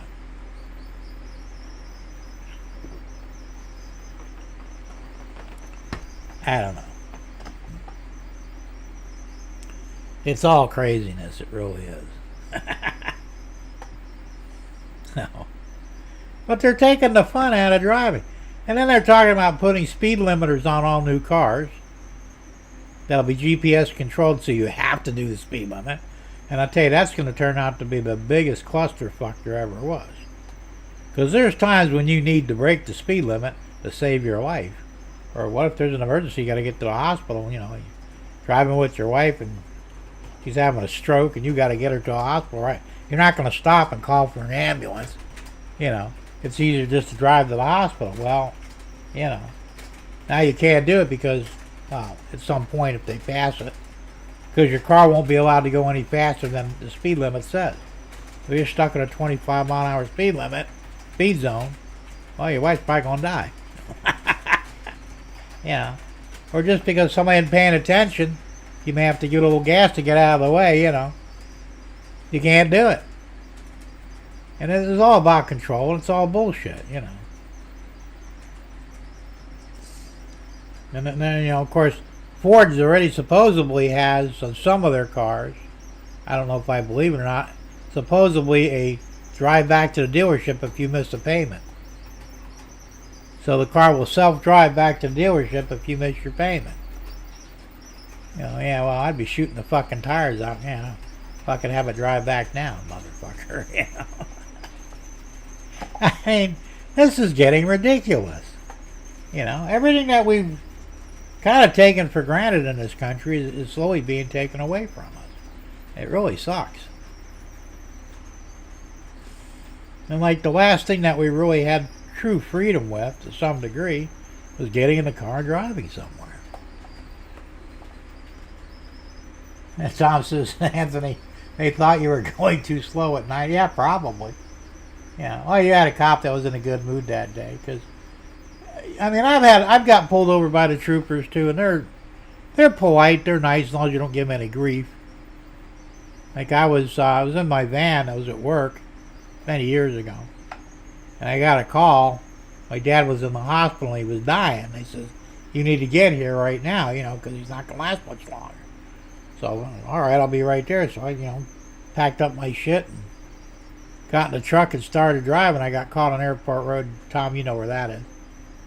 And I was probably doing 65 and a 50 or whatever, 45. I don't remember the speed limit, but I was going fast, And I got pulled over by a trooper. He says, "What's your rush?" My dad's in the hospital. He says he's on his deathbed. I need to get over there. If you want to write me the ticket afterwards, fine, but I really need to get going. He wouldn't let me go. And he did write me a ticket, but I think he got me for like 5 over. And he says, "Here you go, get out of here." I said, all right. So he was kind of cool about it, but he still wrote me the ticket, And I really did have a legit, of course, when I got down there, it was all bullshit anyway, because, I get to the hospital, he says, "I'm here to see Vincent Tedesco, my dad. You said he's dying." He said, "All right, he's over there in room such." I go in there, and he's like laughing and giggling, having a good. I said, "You don't look like you're dying." He said, "What are you talking about?" I got a call from a doctor, said you were going to die any minute, and I needed to get down here. I just got a fucking speeding ticket, trying to get down here quick so I didn't, miss you before you went. And you're fine. He said, "Yeah, I got no problems going on here." He said, "Who was the doctor?" I said, "I don't know. He didn't give me his name." He said, "He's lucky too. If I find him, I'm going to put him in the same fucking hospital he's working in." And I was pretty pissed off about it. I had to make that motherfucker pay my speeding ticket, But, But so the troopers, like I said, a sheriff probably would have let me go. Because like I said, they're a little more reasonable, I think, anyway. And I wasn't driving crazy or anything. I was just, driving fast. I wanted to get to the hospital. John says, speaking of freedoms, if we didn't have the NRA, there would be no 2A. That's probably mostly true, John. Of course, I don't know if you watch Guns and Gear. It's the Guns and Gadgets. I can never remember. Jared, he's the one who does it. And, he was talking yesterday or a couple of days ago that I guess Congress did away with the fee for NFA items, silencers, machine guns, and short-barreled weapons, all that stuff. They just zeroed out the fee, so you don't pay a tax anymore. Well, some asshole up in D.C., a Democrat, of course, decided, it hasn't gone through, and I don't think it will, but he introduced a bill that would raise the tax from $200 to $4,097 for silencers, short barrels, and all that shit. NFA items. This has zero chance of going through, but this is what the Democrats do. They should all be, executed, but not by guns. Get them with a bow and arrow. I don't know what the hell's wrong with these people. I really don't. Eddie says, I was the only car. Thought someone was driving faster than me until he got beside me and paced about a quarter mile. I didn't slow down to 8 miles exactly. And that's what gets you anyway. If you slow down or, slam on the brakes, they figure, all right, we got an idiot here, And it's like, if you have a fear of dogs, the dog's going to fuck with you. If you show no fear, it'll move on. Cops are the same way, I think. Like I said, once you're caught, you're caught. And there's really no point. I mean, I've been in that situation too, one time I got pulled. I didn't get a ticket either. He didn't give me one.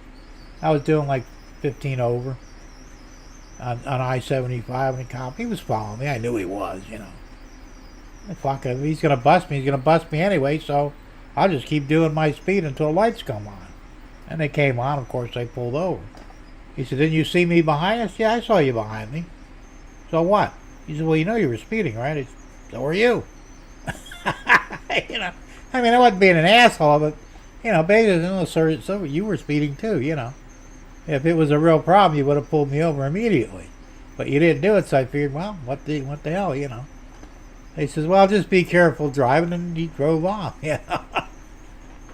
I mean, true story, And like I said, I was never really an asshole. I was only one I was an asshole with, and that was up in, was it in Virginia? Or was it North Carolina? I can't remember. It was on I-95. And I was South Carolina, that's right. I was going to see my son, my youngest one.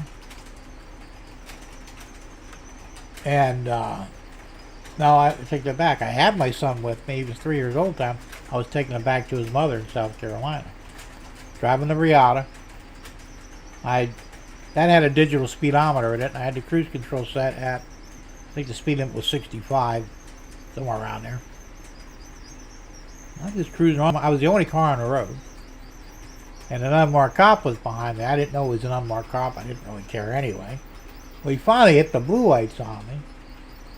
He said, you know how fast you were going? I said, yeah, I was, I got a digital speedometer. I was doing 5 over, or 10 over.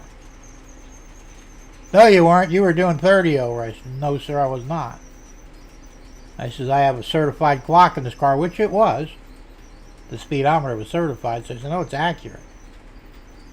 He says, no, you were doing 30 over. He says, it's a triple fine. I said, yeah, I know it is.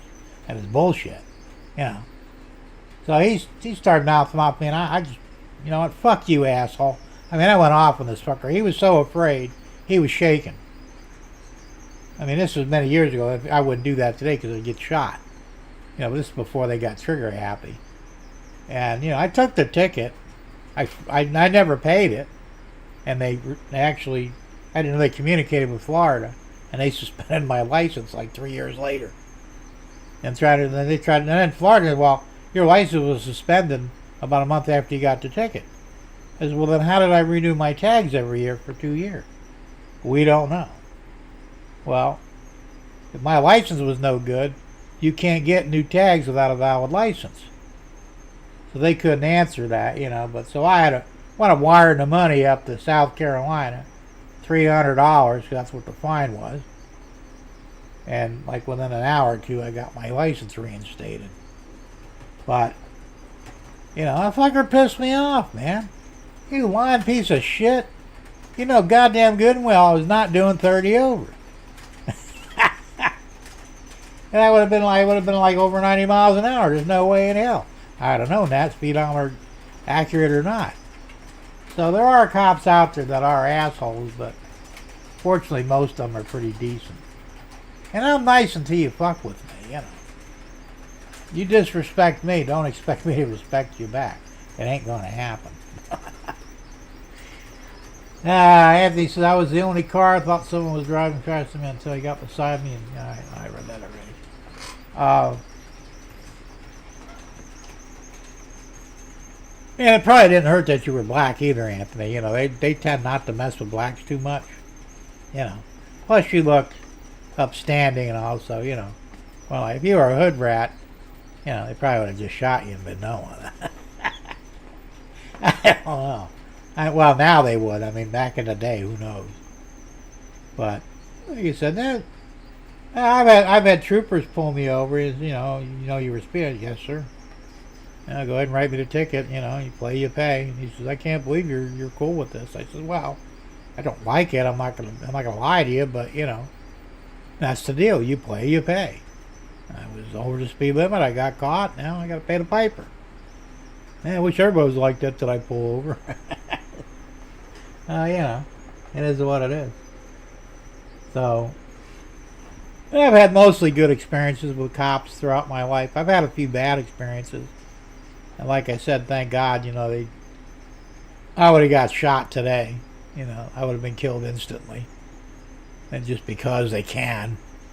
But back in the day, they still had some, you know, morals and ethics. I don't know about today. I mean, I got pulled over, last time I got pulled over, I was in the Ford Ranger up here in Sebring. And I pulled over, I had my license and stuff ready to go, and he said, "Nah, you're not the right person." I said, "Excuse me?" He said, "Now we're looking for a specific person driving a white truck, but you're not in." "All right, thank you." And off he went, you know. So, I mean, never even looked at my license. I guess whoever they were looking for was somebody different. But, you know, most of the time, like I said, I don't have a problem with them. And the cops here are kind of laid back anyway. You know, like I said, they all speed. I got pulled over by a cop back in Naples many years ago. And I was doing about 10 over, you know. And he goes, "You know, I got to write you a ticket." I said, "No, you don't." And he said, "What do you mean?" I said, "Well, you were speeding too. Otherwise, you wouldn't have caught up to me." You know. So, or no, it was over the seatbelt. He says, "You know, you're not wearing your seatbelt." I said, "Well, neither were you." "Yeah." I said, "Well, you're not exempt any more than I am. So, yeah, if you write me a ticket for that, you better write yourself one too." You know. I was nice about it. You know, I wasn't a smart ass, but being deadly serious. Look, the law applies to both of us. You're not exempt from the law. I'm not exempt from the law, so either forget about it or give us both tickets. You know, write one for yourself, write one for me. Well, he decided to let me off with a warning. You know, I think he was surprised that, you know, I noticed, but I looked for that stuff, you know. The only ones that really wear seatbelts are troopers anyway.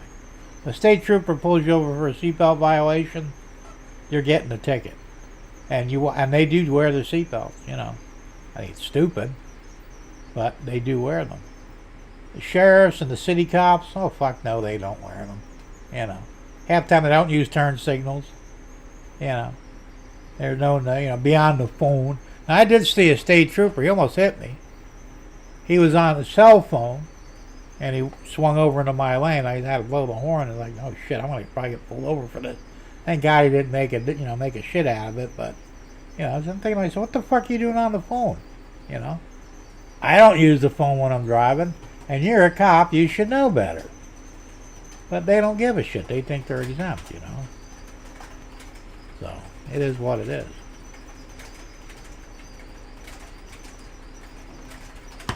Anthony says, been up since 4 a.m. Got to get ready for bed. All right. Thanks, Anthony, for popping in. Get you a good night's rest. Stay warm. I know it's cold up there.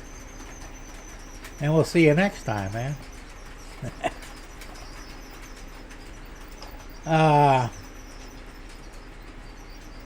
Well, let's see. So that's about not much train talk today. Not as much as I thought there'd be. Trains are still running, by the way. I don't know if you see them right there. And we haven't had, knock wood, no derailments, no uncoupling. I'm amazed.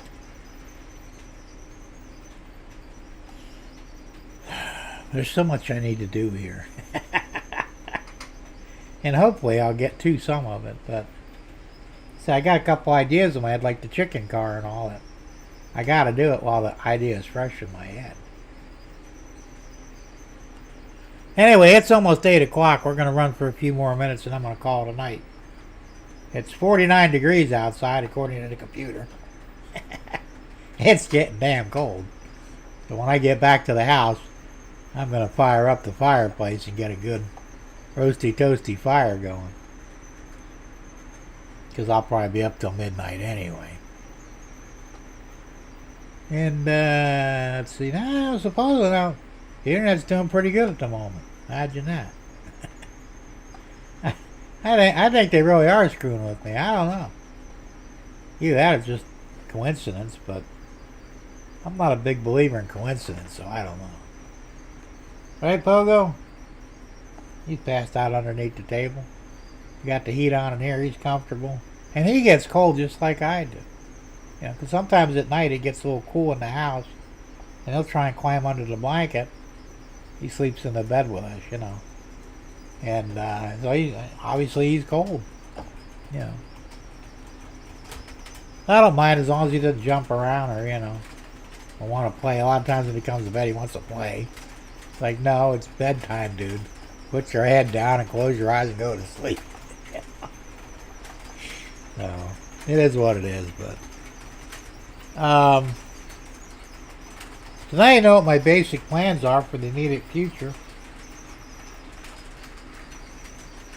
Get that chicken car done. Like I said, I should have the train car, I believe, on Saturday. Oh yeah, it's heated, John. I got the heat on and it's 77 degrees in here, or it's 49 outside. Now I'll turn the heater off when I leave. But yes, I turned it on, I think around noontime. Before I came in here to, you know, to set up the promo and the preliminaries, and I turned it on then, and it's been on since. The good news is it's really cheap to run that thing. It barely affects my electric bill. Same with the one in the house. They're all mini splits, you know. I got a mini split for the bedroom, and you can run that heater all night. And we did it for like 2 weeks straight, you know. Had the heat on all night, low, like around 75, 76. Kept the place comfortable, but, you know, it ran. We got the halfway point for the electric bill only went up like $10. Good deal. So... yeah, it's funny because you never know what the hell the weather's going to be here in Florida. One day it's hot as hell, next day it's cold as hell. Go figure, right? Tom Grass says, Jim, what is the name of your new toy again? You know, it's from China. It doesn't actually have a name. Well, yeah, it does. Pimenol DC. P as in Pete, EMENOL. DC 635 volt soundboard. So like I said, as long as it fits, I'll be okay. If it doesn't fit, I'll have to get a smaller one. I'll probably go for that $13 one because that's only, I think, 1 inch by 7/8, which plenty of room to put in the train car. It comes with a speaker, and you can't plug in a TF card into it, but it'll hold, I think it's 8 megabytes of information, either WAV or MP3 file. But you have to modify the board. You have to, I don't know if you remove it or put a jumper over one resistor to have it in an endless loop, which is what I want. The only bad part is it only runs at 5 volts maximum. So I'd have to use a buckboard or something to knock the voltage down to 5 volts from the DCC track power. Not a real problem. I could do it easy enough, but you know. Hey, Ken Amos, how you doing? Good to see you here.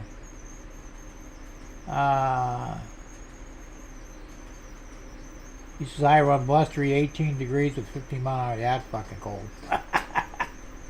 Too cold for me, thank you. Oh, well, I mean, I've been up and worse, you know. Back in the day before my stroke, I think the coldest weather I've ever been was minus 60, 65 with the wind chill, and that was in Indiana. We had the lake effect going on. It was 65 below zero. It was fucking cold. Tom's trading, he says I have a video on that somewhere. Okay, cool.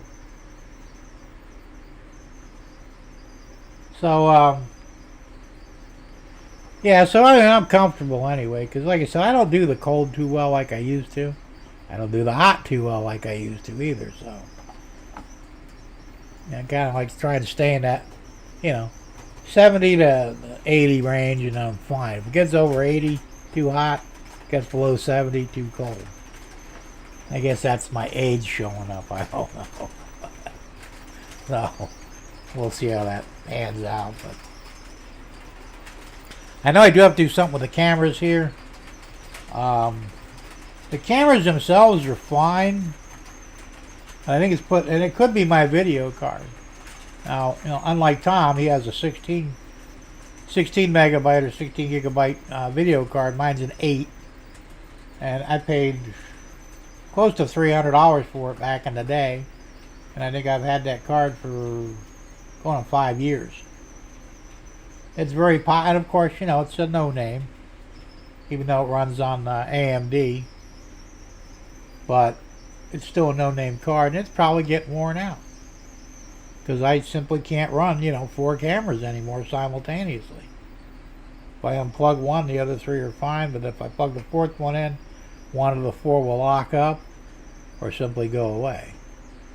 So it's probably my video card. Now, I don't have $800 for a 16 gig, you know, video card, which I wish I did, but that's a lot of money. So I might just get away from the USB cameras and do something different. Like you said, you've got PoE cameras, power over Ethernet. They're not as hard on the computer as the USB ones are. They're a little more expensive to buy the camera and of course the cables. But it might be the way I wind up going. Now I already have a PoE splitter and power supply and all that shit that you need to do. I bought it sometime back. It was on sale. I didn't know that much about it. So it was something I needed at some point, so I bought it. It's still brand new, sitting in the box in the house. And you can plug up the 4 cameras in it. So I might wind up going over to PoE for that anyway. Using my main Logitech for a USB camera is fine, the one I'm on right now. But then there's Wi-Fi cameras. The problem with Wi-Fi, now my computer has Wi-Fi capability as well as Bluetooth capability. I don't know. I have to look into that. But like I said, the cameras themselves are a little more expensive. Now, where these webcams are cheap. I mean, I think the 4 that I bought, I got on Amazon. They were like $12 each. You know, they're relatively inexpensive, but they do put a load on your PC and your video card, no doubt. Tom's Gym on Amazon now. The one for $8 is a Vickers van. 2 PCS does not have USB or card holder on it. Must not be the same one you got. No, probably not. This mine's a plug and play one. It was really cheap. I don't think I ever paid more than $12 for one. Now the Logitech here, I think I paid over $80 for this one. It's my primary camera. It's the, I don't remember the model number. It's a good one. But, you know, like I said, obviously the video card can't handle the input. That's the only thing I can figure, because I got a brand new motherboard. It's a gaming board. It should be designed for, whatever stress I put on it. I've overclocked it a little bit. Not got crazy with it. I tried to overclock the video card, and it won't let me do it. I mean, it does, but then it fucks up. So I'm thinking, it's a cheap Chinese card, If I'd have bought a brand name one, it would have cost more for one, and it might be better off. I don't know. Tom says, isn't that the P.O.? I might have, Tom. I don't remember. I mean, if I gave it to you, keep it. I'm pretty sure, though. I don't know if I remember if I gave it to you or not.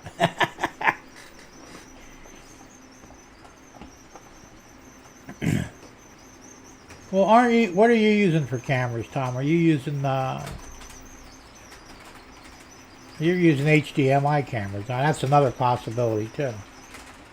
So, and either way, I'd have to install a card in the computer to run either the PoE probably or the HDMI cards, which is not a big deal. The cards aren't crazy expensive.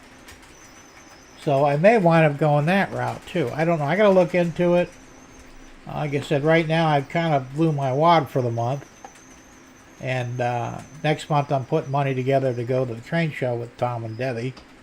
I'd like to have at least $300 to go up there with and go crazy, We'll see.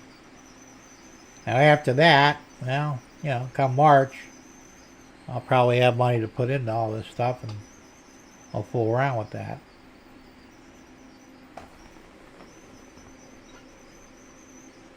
He says, all USB cams, I now have only one HDMI cam. Okay. What do you think is better, the USB or the HDMI?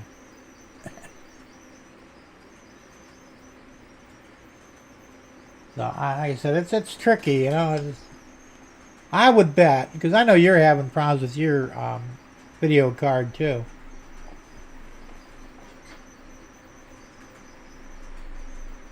Tom says, Jim, the PoE or Wi-Fi cams do not connect to the PC. That's why I have and no computer required.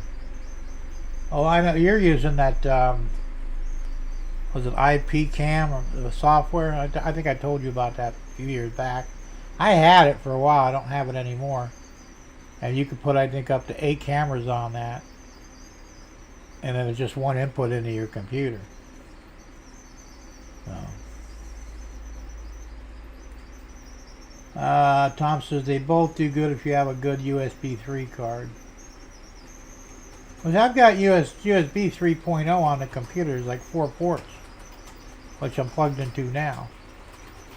The other ones are just 2.0, and there's 2.0 and 3.0. My hubs, one of them's 2.0, the other one's a 3.0. But once again, I remember years ago when they first came out with the whole USB idea. They said you could run up to 144 devices on a single USB port. Well, it doesn't work that way. What happens is they will interfere with each other if you have too many devices simultaneously running. You may be able to plug them all in, but it's actually having them run simultaneously could be a completely different issue. At least so far as I've seen anyway. So I don't know. Well, I didn't have any problems for a while there, and it's just been recent where I've had camera issues like the last 6 months or so. And the only thing I can see that's really different is my video card is aging. Tom says, I read you can install a second USB 3 card to add more webcams. See, now I've got a second card in there, but I don't think it's a 3.0. I think it's a 2.0. So I might have to get a 3.0 instead. I don't know. Like I said, I gotta figure out all this shit, Tom says, Jim, the IP camera software I have has unlimited number of cameras. Currently have 8, planning on 1 or 2 more down the road. That's cool. I'm pretty sure I told you about that, because I was running that for a while. It's a good software program. I may have to look into that again. So as I said, I got to figure out something. My biggest issue right now, well, two issues. Of course, the money and the time. I really just need to disconnect all this shit and start over again and try and figure out where the problem really lies. But I have a feeling it's my video card. And if I have to throw down another $400 or $500 for a video card, that's going to sting a little bit. But if I have to do it, I may not have a choice. I mean, for what I was doing, 8 gig was fine. 16 would be better. But Tom was looking at 16 gig video cards, and they're like $800. That's a lot of fucking money. A little bit more than I want to spend. I mean, I would if I had to, but I don't want to. Because unfortunately, right up to this point, money still does not fall out of my ass. I wish it did, but it doesn't. Tom says, Jim, the IP of that is... Alright, got that written down. Right? Jim, my software is HIP2P client. Okay. Person-to-person client. Yeah, that's... Like I said, it's better. It's good software. And I may have to look into this because, like I said, I'm having issues here. But for a while, I had all four cameras running earlier today. And then one dropped off. And 2 others locked up. So I had to, plug and unplug them to restart them. And then the 4th one just wouldn't restart. I went, son of a bitch, I tried a different port, didn't make a difference. So I got to do something different here. And I will get to it at some point. I just don't know when. But I will get to it, I'll figure things out as I need to and as I can afford to. And, like I said, I'm kind of running antiquated shit anyway. Like I said, I just replaced the motherboard. In the computer, I put a gaming board in. A little more power, a little more potential. And it's the same brand that I had before, but a gaming version. And I had good luck with the one before there, but it was getting to the point where... And I thought that was the cause of the camera issue.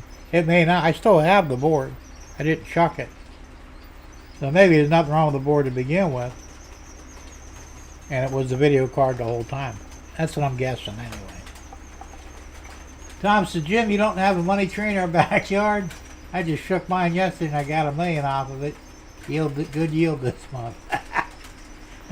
You need to send me some seeds, man. I grow my own.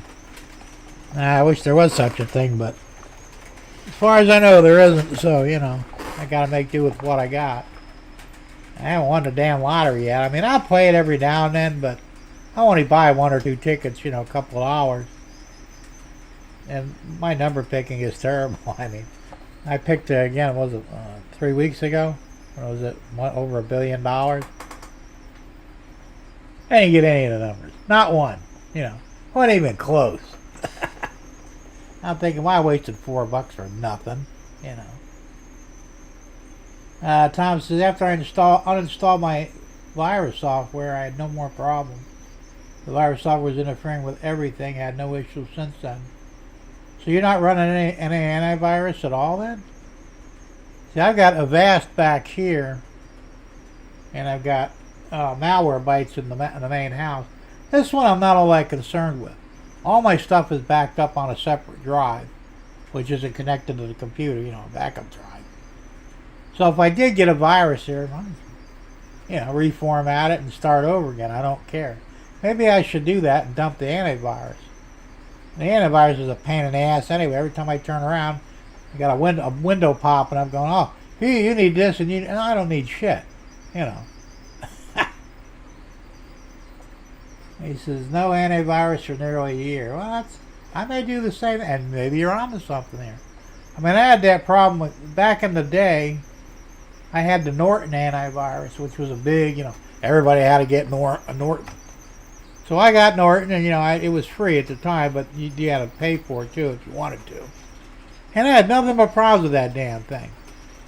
Certain software programs wouldn't come up. I was constantly getting, this is malware or whatever. No, it's not.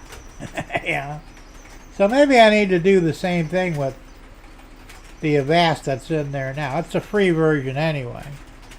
You know, he said the malware bytes I got in the house, I pay for that. You gotta understand, I got like 9 drives on that computer.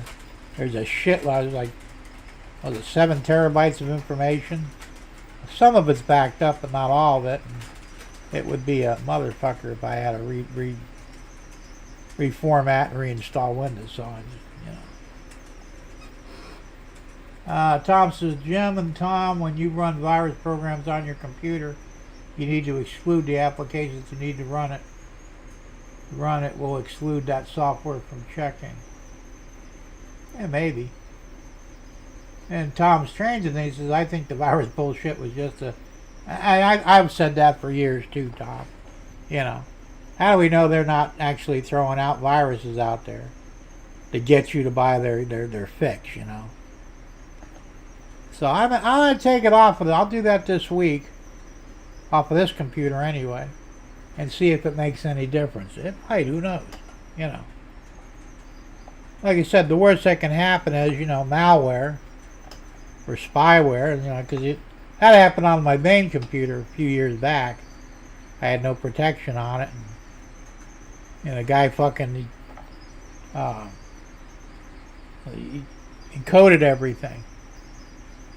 And he says, I'll give you the key to uncode it, you know, unlock everything after you give me $1,000. He says, I'll take your $1,000 and shove it up your ass so far, you'll taste it. You know, I ain't giving you a fucking dime. Fuck you. Ain't nothing on this computer I can't fucking reboot, you know, or reinstall. And that's what I wound up doing anyway. And I did have a backup to some degree. I didn't really lose anything of value. And I immediately bought malware bytes after that. So now I'm more confident with that. But this one here, I'm not really doing anything of importance on this other than the live streams and, you know, other shit. Tom said, Thomas Grassi, I did that. It still interfered with startup and everything else. Okay. Tom says, you just have to stay away from those stupid websites. Well, and that's true too, you know. I had a friend, he was in the wrestling on the web. And every time he went to a wrestling website, he'd get hit with a virus, you know. And it would fuck his machine up. So he'd call me, well, I got hit with a virus, can you fix it? So I'd have to literally reformat the drive, reload up everything. And I told him, I said, look, what are you getting into that you keep getting viruses? I don't know, all I do is watch wrestling on the internet. Well, stop doing it. That's probably where you're getting these viruses from, you know. Now, he had antivirus software, but it obviously didn't catch the pro wrestling sites. He kept on doing it, and I finally said to the point, said, look, I'm not going to keep doing this. If you're going to keep going to these fucking sites, picking up viruses, you don't need me. You need somebody with a, you know, somebody to knock some sense into you. I don't know what happened after that. We kind of, you know, drifted apart, but, you know, and that was the problem, though, because, I mean, I looked at I had antivirus myself, so I didn't care, but I looked at some of these sites, and you could tell that they were bogus sites. It's like, why do you keep going to these things when you know they're bad? It's like my wife, she does the, that one music site, I can't remember the name of it now, but it'll come to me in about a day or two. And every time you load that, it slows your machine down. Not a virus, it just slows your machine down to like turtle speed. Spotify, that's what it is. She loves Spotify. It's Deb, stop loading Spotify on your computer. Every time you do it, it slows it down. I have to basically reformat the drive, reload Windows, and then you fuck up by going on Spotify again. Stop doing it. So, you know, and her computer's running dog slow now. She won't let me fix it because, you know, oh, you'll lose everything. It's, well, yeah, you're going to lose a lot of stuff on there, but the machine is so slow it just pisses her off, and, you know, she'll get tired and turn it off and walk away. So I could fix that, you know. Tom says, when looking at an offer, don't click the URL provided, type it in yourself. That's true. I mean, there's a lot of shit out there now that are obviously, spyware, malware, you name it. Stay away from them. Tom says, Jim, after the show, can you send me the link for your new toy? Do you want a link for the train or just for the card? I can send you both if you want them. It's up to you. Just like the spam email from Nigeria millionaire giving you their inheritance. Yeah, right? You know that ain't real. I got one the other day. It was kind of, I should have saved it just for fun, but it was from the IRS. And we've all been warned that the IRS does not use your email to let you know that you're behind in your payments or whatever. So I get this, and it's not even from the IRS. It's from Europe. You read the header. And, okay, Tom, I'll send you the info on the card. He says, you've been flagged by the IRS. You made mistakes on your returns, and you have to correct them. Otherwise, you're looking at massive fines. And I'm going, I haven't submitted anything to the IRS since 2007, because I don't make any money enough to report in my income. I'm basically exempt at the moment. So I'm thinking, well, that's a lie. And they would send me something through regular mail because that's how they operate. So I hit the delete button, And like I said, since when does the IRS operate out of Europe? And that's what I don't understand with these things. All you gotta do is look at, if you have your headers turned on, and you should in your email account, you look at the header, and if it doesn't jive with, it's like those ones that say, oh, thank you for, buying a 2-year subscription, whatever, usually antivirus thing. And you look at it, it's from, jack of all bullshit in Russia. RU, which is Russian. I'm thinking, well, why would I go to Russia to get antivirus? And it's just, and what they want to do is, if you believe it's an error, call this number, we'll straighten it out. Yeah, they want your credit card number so they can delete it, but not really. They just want your credit card number and your PIN and all that shit. It's like, I will delete for that one. And I got one today. I don't know where it was from, but it was like 40 of them in my junk folder. They were all from different people, but it was clearly, a scam thing, because they all said the exact same thing. And I'm thinking, if you're going to scam somebody, you can't send them 40 copies from different people. That's like a big red flag that you're getting scammed, It's fucking nuts. Tom Grassi says, if you're ever on the internet and you get a warning that your computer is flagged and you cannot close the browser, open Task Manager and kill the browser program. Don't restart that. Yeah, that's true. And you're absolutely right. I've done that before. It's not happened lately, but I had happened 2 or 3 times. John says, my office phone displays a generic phone number on caller ID. When the first fake IRS dipshits called my cell phone, I'd call them back on the office phone and have some fun. There you go. I did that for a while too, if you got a real number. A lot of times I don't get a real number. I call it back and some old lady, in bumfuck Egypt or whatever. Hello? Is this something? No, you got the wrong number, sir. Well, somebody just hijacked your number because they called me and they're a scam artist. So you need to call your cell carrier and, see if they can look into it. Okay, sir. Thank you. Yeah, I'm still alive, barely. And that's another thing. This is what pisses me off with that whole system. Now, the phone companies, they can stop these bullshit calls. I don't know what equipment they're using, whoever the scammers are, to use phony numbers, because most of them are phony numbers. They'll hijack somebody's number. You can't tell me the cell companies can't intercept those numbers and block them or prevent them from being hijacked. But why would they? It's not in their best interest, so they're allowing this to happen, Same with the government. Yeah, I've had those too, John. One Indian lady told me to fuck off 3 times. Oh, I've heard say, what are they? Cocksuckers. That's how you know it's an Indian. That's their favorite word. Oh, fuck your mother, you cocksucker. Yeah. Fuck you, asshole. Go suck your mom's tit, you know. I don't care. I don't, I'm worse than they are. And once you open that door, it ain't getting shut. And I eventually hang up on me because, I can outcuss them, I guess. Tom Straight says, I got a text from out of state saying I was fined in Florida and need to respond to clear it up. I replied with, I'll let DAG of Maine know you're scamming people. No response after that. Well, yeah, they're doing that with the Sun Pass, to go through tolls. Because if you don't have a Sun Pass, you just drive through it.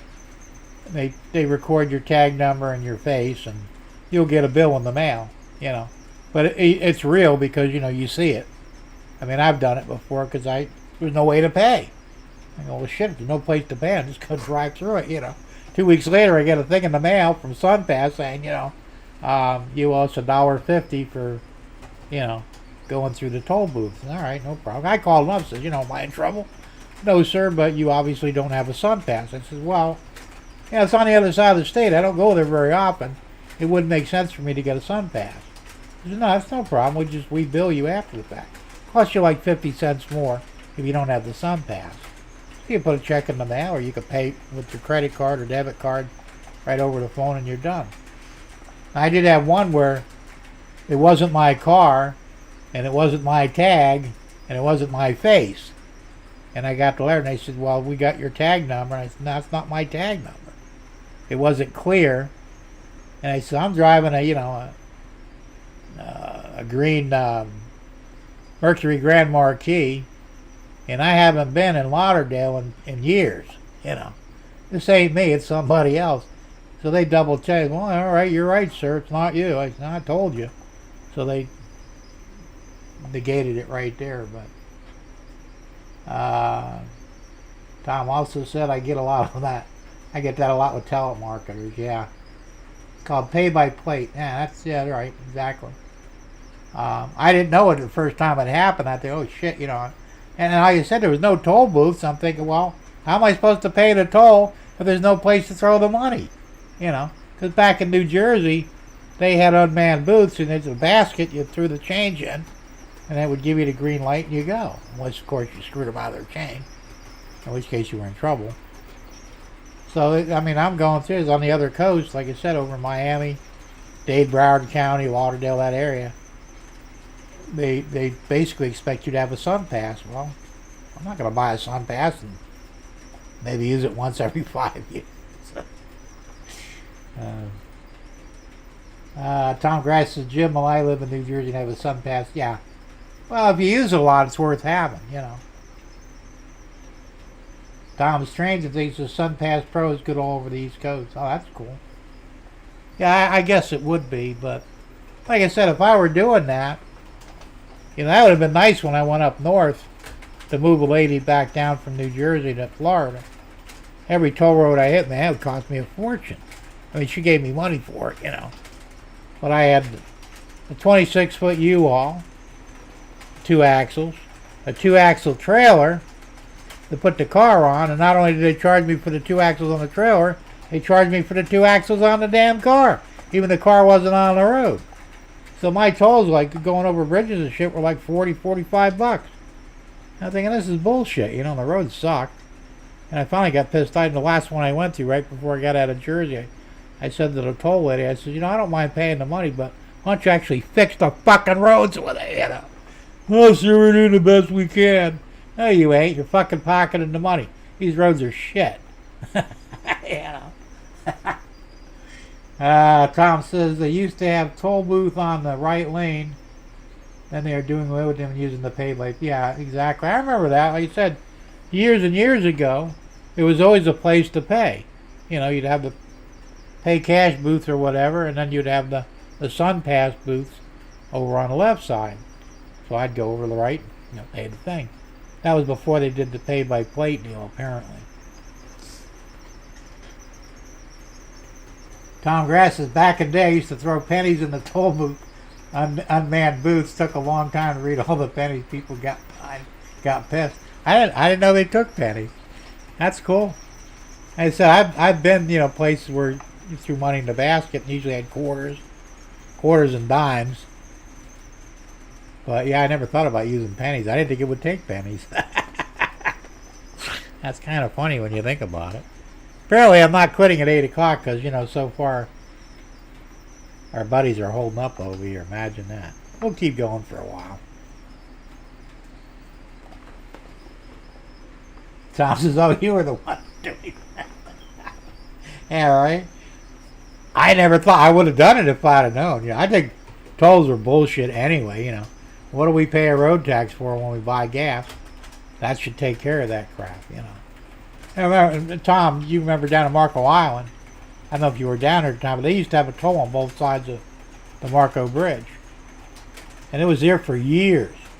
Well, they got sued because they actually paid for the bridge like 3 times over. They were supposed to remove the toll booths after the bridge was paid for. Well, they didn't do it. They got caught. They got busted. And the toll booths came down because I used to go to work with my dad. We did a lot of work out in Marco Island. He's a painter. And pay to go over, pay to come back. It was a pain in the ass. It was like $2, It was not cheap. He had to factor that in, when he priced the houses we painted. There was a toll cost there, And then finally one day they just got rid of the tolls. You remember that, Tom? Like I said, I don't remember how long you've been in Florida, but yeah, bullshit. Like I said, And like I said, your gas tax should be paying for that stuff. Isn't that what it's for? That's like, I know I don't know if you're keeping up on the property tax issue in Florida, but a lot of politicians are saying, well, we can't afford to pay the schools without property tax. Well, wait a minute. Remember years ago when the Florida lottery came out, you said that was its primary purpose was to pick up the slack on the schools? They're not even talking about that anymore. It's bullshit, Let the lottery pay the tax for the schools, and we shouldn't have to. Well, fortunately, I don't know what's going to happen with that. They said DeSantis saying all the politicians in Florida are going to fight it tooth and nail because they want that money, and they're pissing it away. Even the school board is pissing away the money. Tom Grassi says, oh, wait a minute. Tom Stranger thinks that they used to have toll booths on I-95 in Richmond back in the 90s. Yeah, I believe they did. I think the first time I drove through there, I had to pay tolls. It was in the 80s actually, because we toured the entire East Coast, went all the way up to Maine, and I was getting hit with tolls all over the fucking place on 95. That's bullshit. Now, Grace says, Jim, they all say the toll booths will come down after the bridge is paid. Not in New Jersey, it's a cash cow for them. Of course it is. That's what I'm saying. Here they're a little more strict with it. But I suppose in a place like New Jersey, they're looking for every dime they can get off you. Tom's Train says they eliminated the toll booths on the Bay Bridge on Route 50 in Annapolis. Alright, that's good to hear. As I said, it's bullshit anyway, because once again, you pay outrageous money in your gas tax when you pump gas. That's supposed to take care of infrastructure regarding highways and bridges and roads and shit. What the hell are they doing with all that fucking money? This is the problem with politics anyway. They're all a bunch of damn thieves, and we need to do something about it. John says, Tom's, they mail you a bill. Yeah, that's what they do, like with the paper plate deal. Hey, Ken Amos. But it uses the Easy Pass, Tom. Well, if you have it, yeah, you use it. But if not, they said you pay based on your vehicle and your license plate and your face. John says that I think you can pay online with that. I've always just sent the money in, but it was cheap. It was kind of like $3, for going through an Easy Pass without a pass.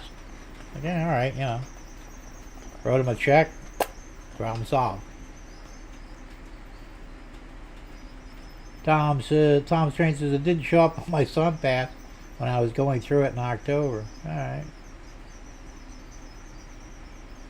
So, like I said, I don't know.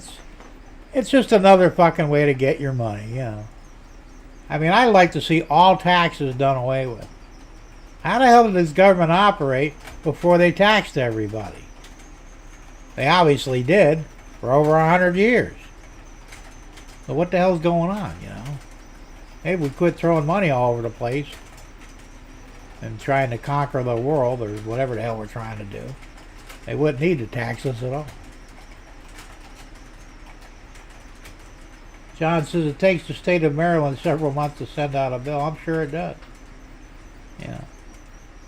They do them all at once, so it's like millions of dollars, and simultaneously mail them out. So when they get paid, they'll you get a couple bucks here and there. It's you're getting paid, but it's taking long. And if they do it all at once, they get big money in. I guess.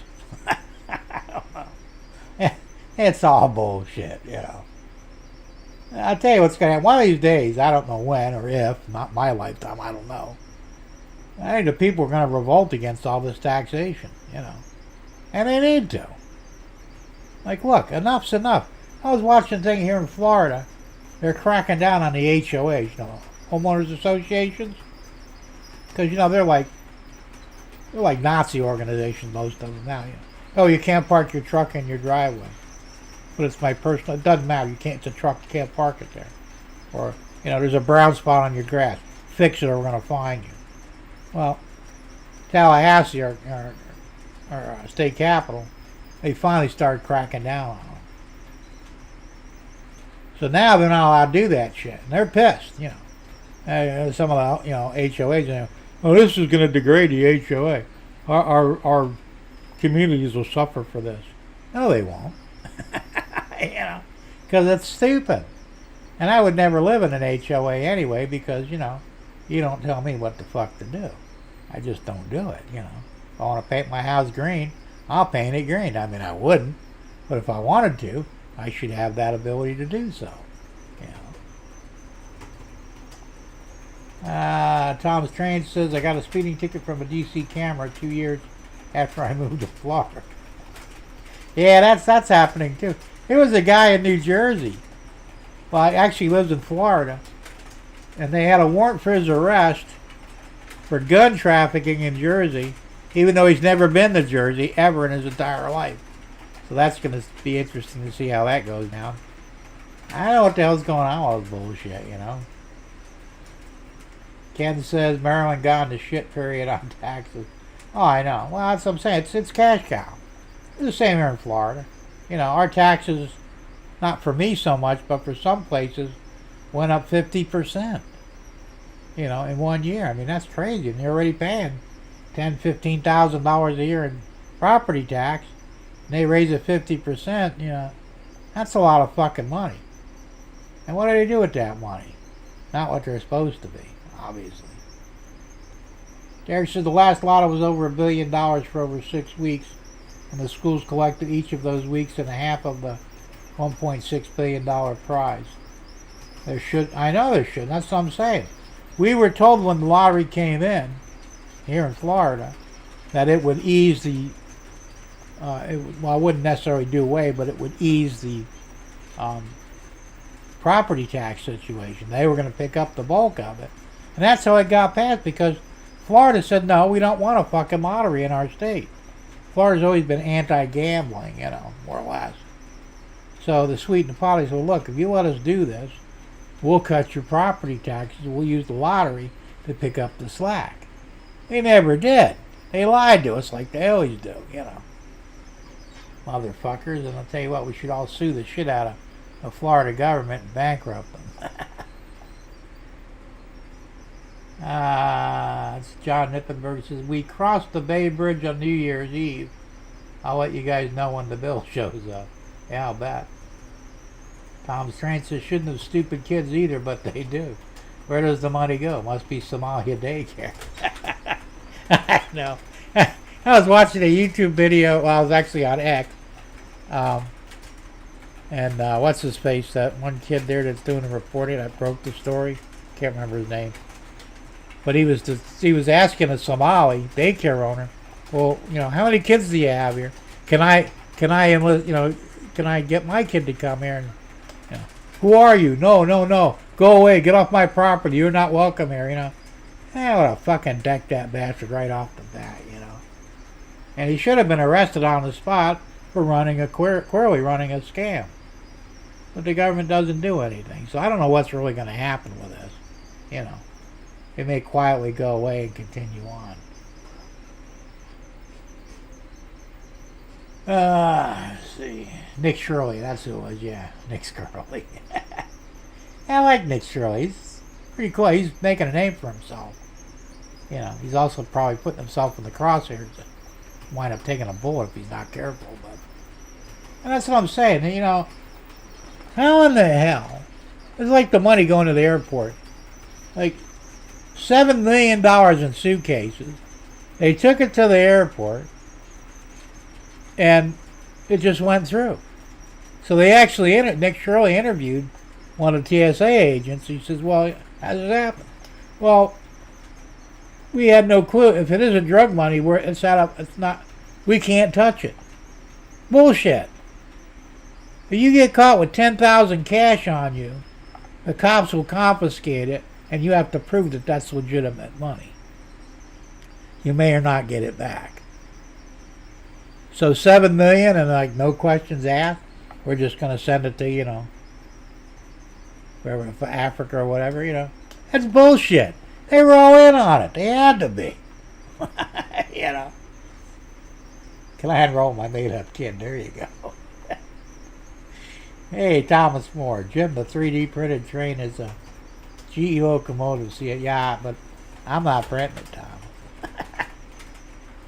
I'm on very limited resources here, and I got to take care of my own problems right now, so no more free stuff for a while. That's what I sent you. I know. I saw it, and I deleted it. Sorry. So yeah, it's getting out of control. Like I said, trillions of dollars are being thrown away in this country, and most of the citizens have no clue. Now there's talk about shutting down the government again. I thought we fixed that for a while. I mean, it's like every few months now the government's got to shut down because they've run out of money. Well, shut the damn thing down and leave it shut down. They don't fucking need it anyway. Did we suffer when it was shut down last time? No. Nobody even noticed. So, shut it down and leave it down. And let them motherfuckers not collect a paycheck, Congress and the Senate, or anybody else in the government, and see how long it lasts. I'll bet you they'll fix it real quick. It's bullshit. It all is, Don't even get me started on the whole political bandwagon. Hey, Dave Nish, how you doing, man? Good to see you here. So, I don't know. Like I said, it's just... I get disgusted by it, and sometimes I say I'm going to stop watching the news, but the reality is I'm hooked on it. Democrats, yeah, I know they do, which is bullshit. They're just because they're afraid they're going to lose their voter base, which are all illegals.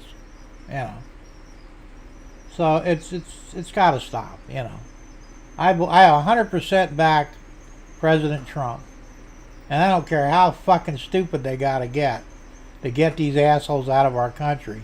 Just do it. I would have went about it a little differently.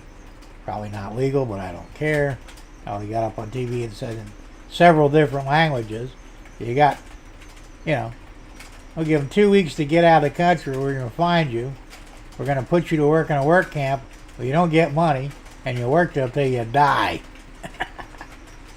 Unless you just leave now and, get out of the country. And I think a good many of them would probably leave. If we got to make an example out of a few of them, well, so be it, Ken says we weren't told we were told it wouldn't affect us as bad this time, but the way they talk now, it seems that. Well, of course it is. Did the government ever tell you anything that was true? Hey, look, how much does it actually cost to run the government?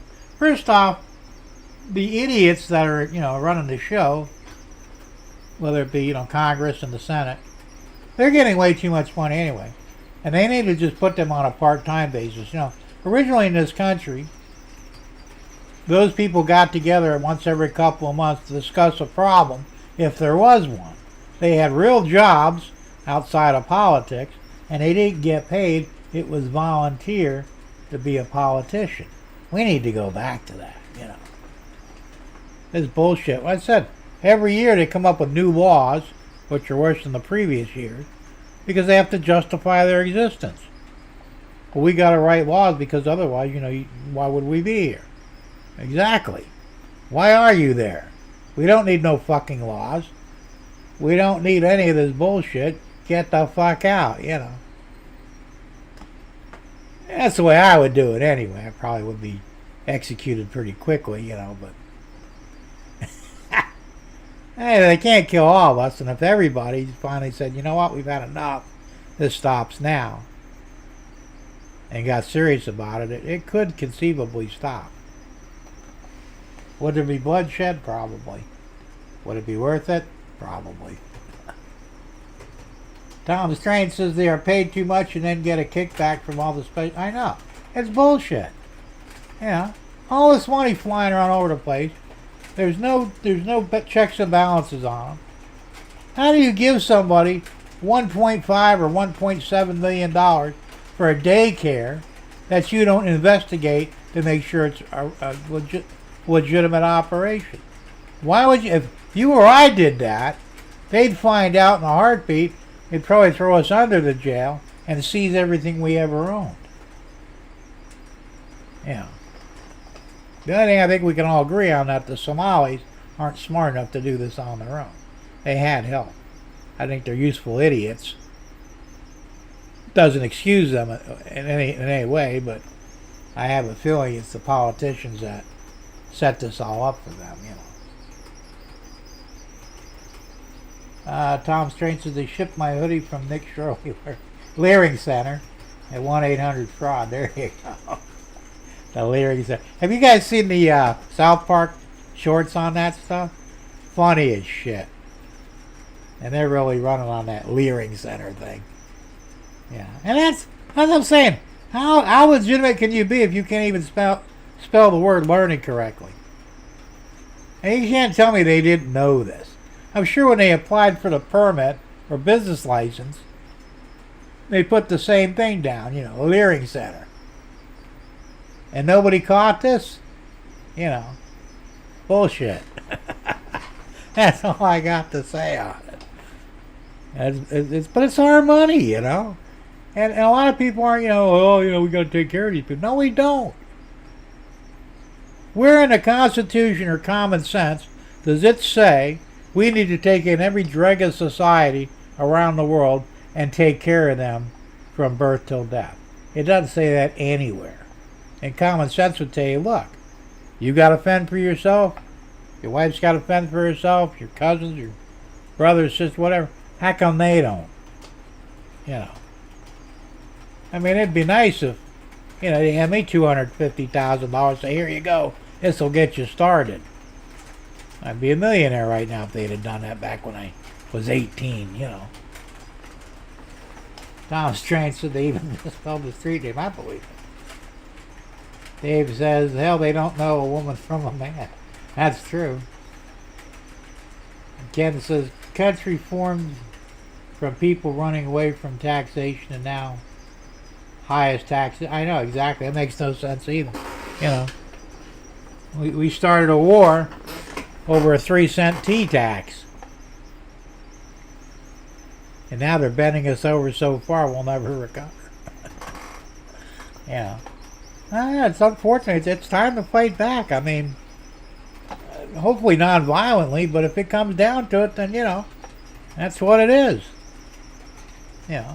But the wrong people are fighting the wrong people. Like you said, you got these idiot protesters who are trying to fight ICE that are doing their job and helping America, helping them, and they're fighting them on it. And it's, realistically, the only thing you want to do with those people is shoot them, not the ICE agents, the protesters, shoot them motherfuckers and throw them off in a ditch somewhere. You know. Yeah, sorry, but that's just the way I see it. Here's a link for ShirleyDefense.com. !country equals US. I'm guessing that's a spoof site, probably. Link for a hoodie, okay. I wouldn't buy anything from anybody right now. Now, you can get your own hoodie made up for next to nothing. And that's another thing. All these scams. How come the government doesn't crack down on these scam artists? You ever been on Quora? It's on the internet. I get like a female feed every day. It's Quora, Quora. Half of the stores on that site, they're fictitious. And they sell shit that, you know, looks cool, but they're not real because they wouldn't be. You know, they were showing us one here. It was showing a soldering iron is what it was, but they're saying it's a welder, a handheld welder that will not only weld all materials, but also act as a plasma cutter and could cut steel and aluminum and everything else. And I'm thinking, all right, well, if that's true, why does it have a holder on the back for a spool of solder? Yeah. You can't weld with a soldering iron. Not really. You know. And you damn sure can't cut a fucking axe in half, you know, with a soldering iron. I mean, an expensive plasma cutter could probably do it. Not that quick either. But, you know, it's all bullshit. And you're telling me the government never sees these and says, all right, maybe we need to investigate this and go raid their office. And, you know, I showed you about that supposedly gas motor that I bought a few months back. Was a plastic piece of shit model. Paid $50 for it, when the real thing was like $1,000. And I had my doubts right up front, but I figured I use PayPal so I know I can get my money back, and I did. And they fought it. You know, the company over in China said, "Oh no, you got what you paid for." No, what you showed me and what I got were two different things. Fuck you, you know. And I did. I got a full refund. They weren't happy about it, but you know, they gave me a piece of shit 25-cent 3D printed fucking replica of a gas engine. And so I reported them, you know. I think somewhere here in Florida, I can't remember who it is now. They look over that shit. Nothing happened. The ad's still on the internet. It's bullshit, you know.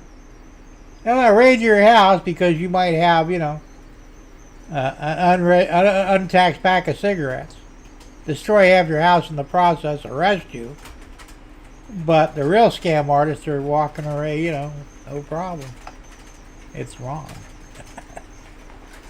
I mean, you know, it's bullshit.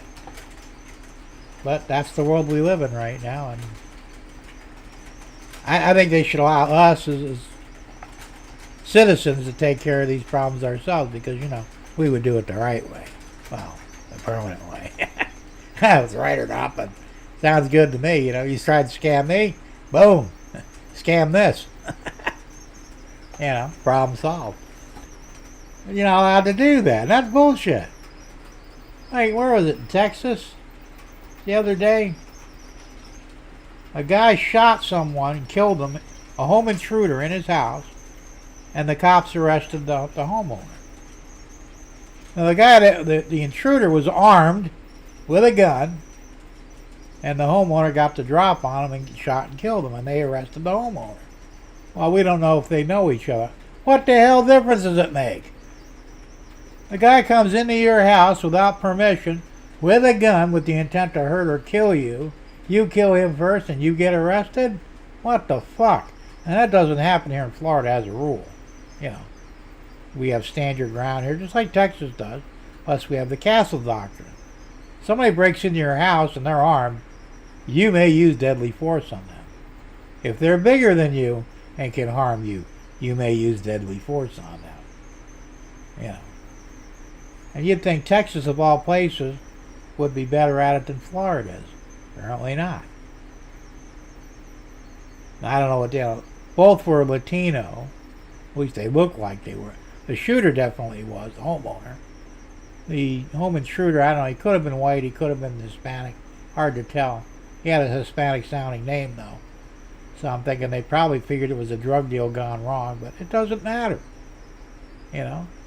You break into my house with a weapon, I don't care if it's a knife, a screwdriver, you know, or a really long fingernail and intend to hurt me, I'm gonna drop you. I don't give a fuck. Yeah. Except for here, it's legal. Go figure. I don't know. It's like I said, we live in a crazy country anymore. There's no law and order anymore. It's all gone. Pretty much do whatever the hell you want, and you may or may not get away with it.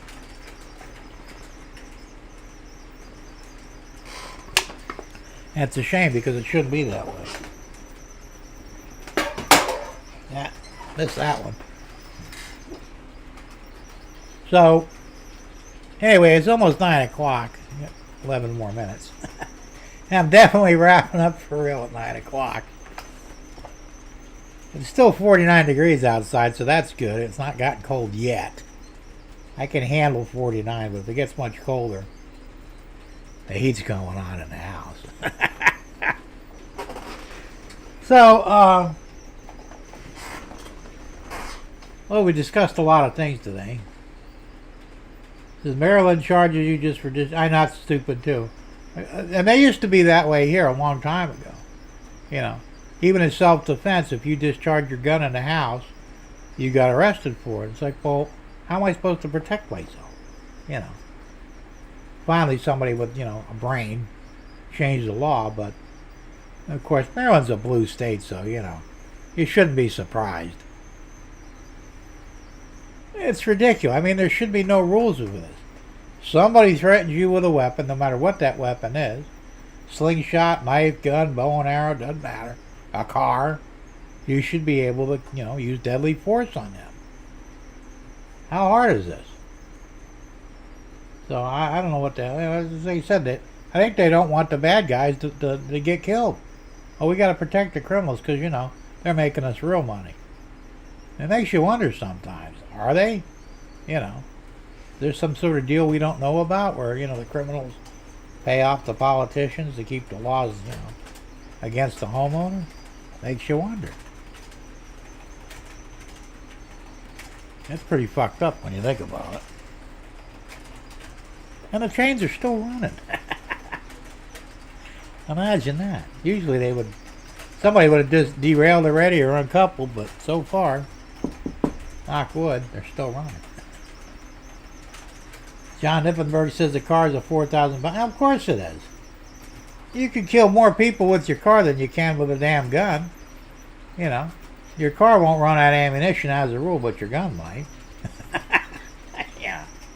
I mean, everything is a weapon when you get down to it. A fucking pen or a pencil. Stick somebody in the ear with this thing, you could drop them on the spot. All you gotta do is puncture the eardrum and go into their brain and they're dead. You know, or up their nose, whatever. Or even in the neck, hit the carotid, they're dead. And this is a weapon. You know. Everything's a weapon. A hammer's a weapon, a screwdriver's a weapon, a pen or pencil's a weapon. You know. But they got, you know, oh, guns are bad. Yeah, you know why, right? Because they're afraid they might get shot. But if they started killing politicians with non-guns, maybe they might have a different attitude. I don't know. Maybe you got shot because you're an asshole. And we didn't need a gun to do it, you know. I'd like to see the bow and arrow come back in style. Problem solved. Can't blame it on guns anymore. Now lately there's been a lot of knifings, and they're having a tough time with that because, you know, they can't blame the gun. Oh, use the knife. We can't really, you know, we can't do anything or say anything about that. Because, you know, we're going after guns. Sure. There it goes. And you can leave your signature at the same time. Well, you probably wouldn't want to do that, but you could, right? I don't know, will ink still work when there's a lot of blood around? I don't know. Pretty fucked up when you get down to it, but I'm saying the point is, everything is a potential weapon. You could take a button cell battery, shove it down somebody's throat, and unless they get to a hospital and have it removed quickly, it will kill them, especially if it's lithium. So should we start registering batteries? Well, I'm saying it's ridiculous. That's true, Derek. A couple of people have been using hammers lately. I said they're getting smart. Saying, well, you know what? We don't use a gun. They can't really blame the gun. You know. And we all know that, you know, all implements of death and torture can do it on their own. You know, then a hammer jumped out of the toolbox and literally attacked somebody without your knowledge. Just like their gun used to, but, you know, now they're locking up their guns, so the guns are no longer a problem. The hammers and screwdrivers and knives are, you know. That's ridiculous. Yeah. You can't fix stupid, and there's plenty of stupid in this country. And maybe that's why I'm such an asshole lately, because I'm fed up with it. You know. I swear to God, if you've ever watched the movie Idiocracy, and if you haven't, you need to watch it. We are right there on the precipice of idiocracy. Because that's what idiocracy is. You know. The whole country, actually the whole world, got stupid and lost the ability to, you know, maintain machinery and everything else. They were just completely dumber than a box of rocks. They thought pouring Kool-Aid on plants would make them grow. Well, I'm using the orange Kool-Aid. I don't know why they ain't growing. They just seem to be dying, you know. Hey, dumbass, because you don't use Kool-Aid to grow crops with. Derek says I have a 9mm copper top, but it's not a Duracell. Well, that'll kill you too, but, you know. So I'm saying anything can kill you, you know. You push somebody, you know, off a platform at the subway station. They'll be dead. You know, they get run over by the subway car. Or push them out of a 10-story building. Ain't gonna survive that either. You don't need a gun for half the murders being committed. And yet that's all they talk. Well, guns are the problem. No, guns are not the problem. The problem is assholes. I don't know if you can fix that problem or not, other than shooting them. Local elections are very important. To who? I don't know. You know, I mean, I'd try and vote for, you know, I want DeSantis. This is his last year in office because he's done his term already. So we don't know. There's rumor that he might have his wife run. I would vote for her because basically he'd be in charge, you know. And I'm okay with him. He's doing good things. But they also got another guy that wants to run. I don't trust him. He's a Republican, but I just don't trust him. I won't vote for him. I damn sure won't vote for a Democrat, because we know what'll happen if a Democrat gets in. They'll fuck Florida from here to next year. No. We had a Democrat governor once, not that long ago. He wound up giving. We were so far in the red it wasn't funny. And when was it DeSantis or somebody before him took over? Well, DeSantis got us back in the black. We actually have a surplus of money now. The Democrats, all they do is tax and spend. Why in the hell would you even vote for them, you know? John Eppenberg says we have a rash of mental health issues and they're not helping, but they are enabling. Well, that's another question, too. Why are there so many misfits out there? You know, is it the school system? Is it all the drugs? You know, the legal ones? The SSRIs and shit? I don't want to touch on that shit. Back before I had my first heart attack, you know, I had high blood pressure, and they said, well, we can't find anything wrong with you, so it's probably mental. Here, take these nerve pills. Fuck you, I ain't taking no nerve pills. You know, I'm not stressed, I'm fine. There's something else going on here, which there was, you know. But the easy thing for them was, here, take a pill. And I wouldn't do it. It was a light antidepressant. I ain't taking it, you know. So, but that's what they do. They think they fix shit with a pill. You don't know what those pills do to you. A lot of them are saying now actually make you suicidal, or even give you murderous tendencies, why in the hell would they even hand these things out? Eric says reps need to get out to vote more than just a president election. The Dems have low turnout, but more than the reps do. Well, that's true. Well, like I said, you would think by now that throughout the whole election cycle, regardless of what it's for, if it's a Democrat, you don't vote for them, unless you're stupid, which there are, 45% of the population is stupid because, they're Democrats. And like I said, if it were up to me, the qualification to become an American citizen, stay an American citizen, you can't hate America. If you hate America, we're throwing you the fuck out. I don't care if you're born here. I don't care if your last 10 generations of family were born here. You hate America, you're a problem, you're out of here. And most Democrats hate America. Why are they still here?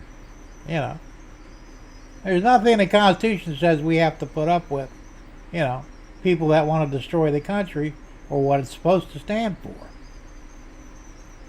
So Trump needs to quit fucking around and say, you know what? Like all these protesters up in Minneapolis. What the fuck are they protesting?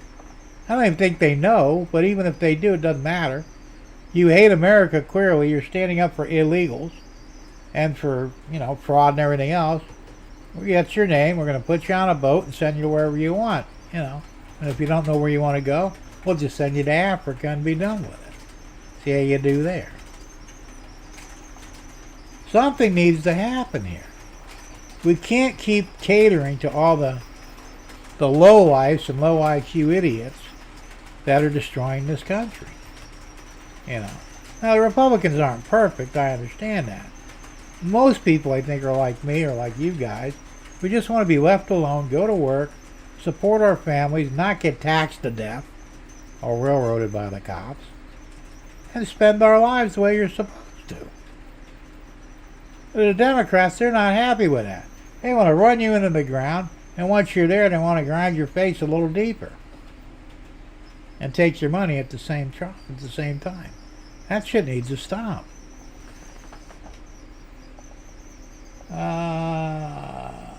John says when you can't even define what a male and what's a female. Well, and they know it. It's all bullshit, They're trying to just support their agenda of, everybody's the same. Well, no, we're not. Derek says all those high numbers of autism that we were worried about are all fake. That's how the Somalis raked in the money, by saying everyone was autistic. Need to redo the health and disease stat. That's true. I'm sure it has. But there is real autism, but the autism they say is caused by the shots that you get when you're born. They give a baby now something like 73 shots before they're a year old. It ain't helping them any. It's turning them into, retards, basically. Sorry to say that, but it's true. We were lucky. When I was a kid, we got maybe 3 or 4 shots, and that was it. Because they didn't have shots for everything. We got measles, we got the mumps, we got chicken pox. Those are childhood diseases that nobody died from. Not that I'm aware of anyway. And if it did kill you, you had bigger problems. You would have died anyway.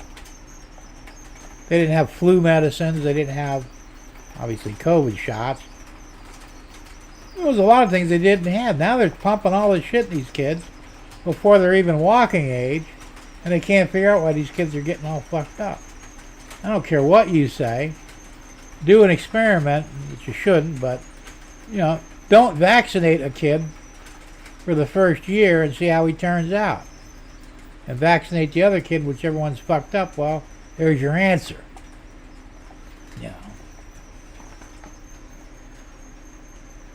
Derek says there may not be. Well, there may not be. I mean, it's hard to say. Like I said, I think these shots are causing a lot of the problems. Don't really know. Anyway, it's 9 o'clock. It snuck up on me, so I'm going to shut this down. It was fun talking to everybody, and enjoy your cool night. It will get colder. turn your heaters on and snuggle up with your better halves, if you have one. And we'll see you next week. Until then, here's the outro. Is this even going to work?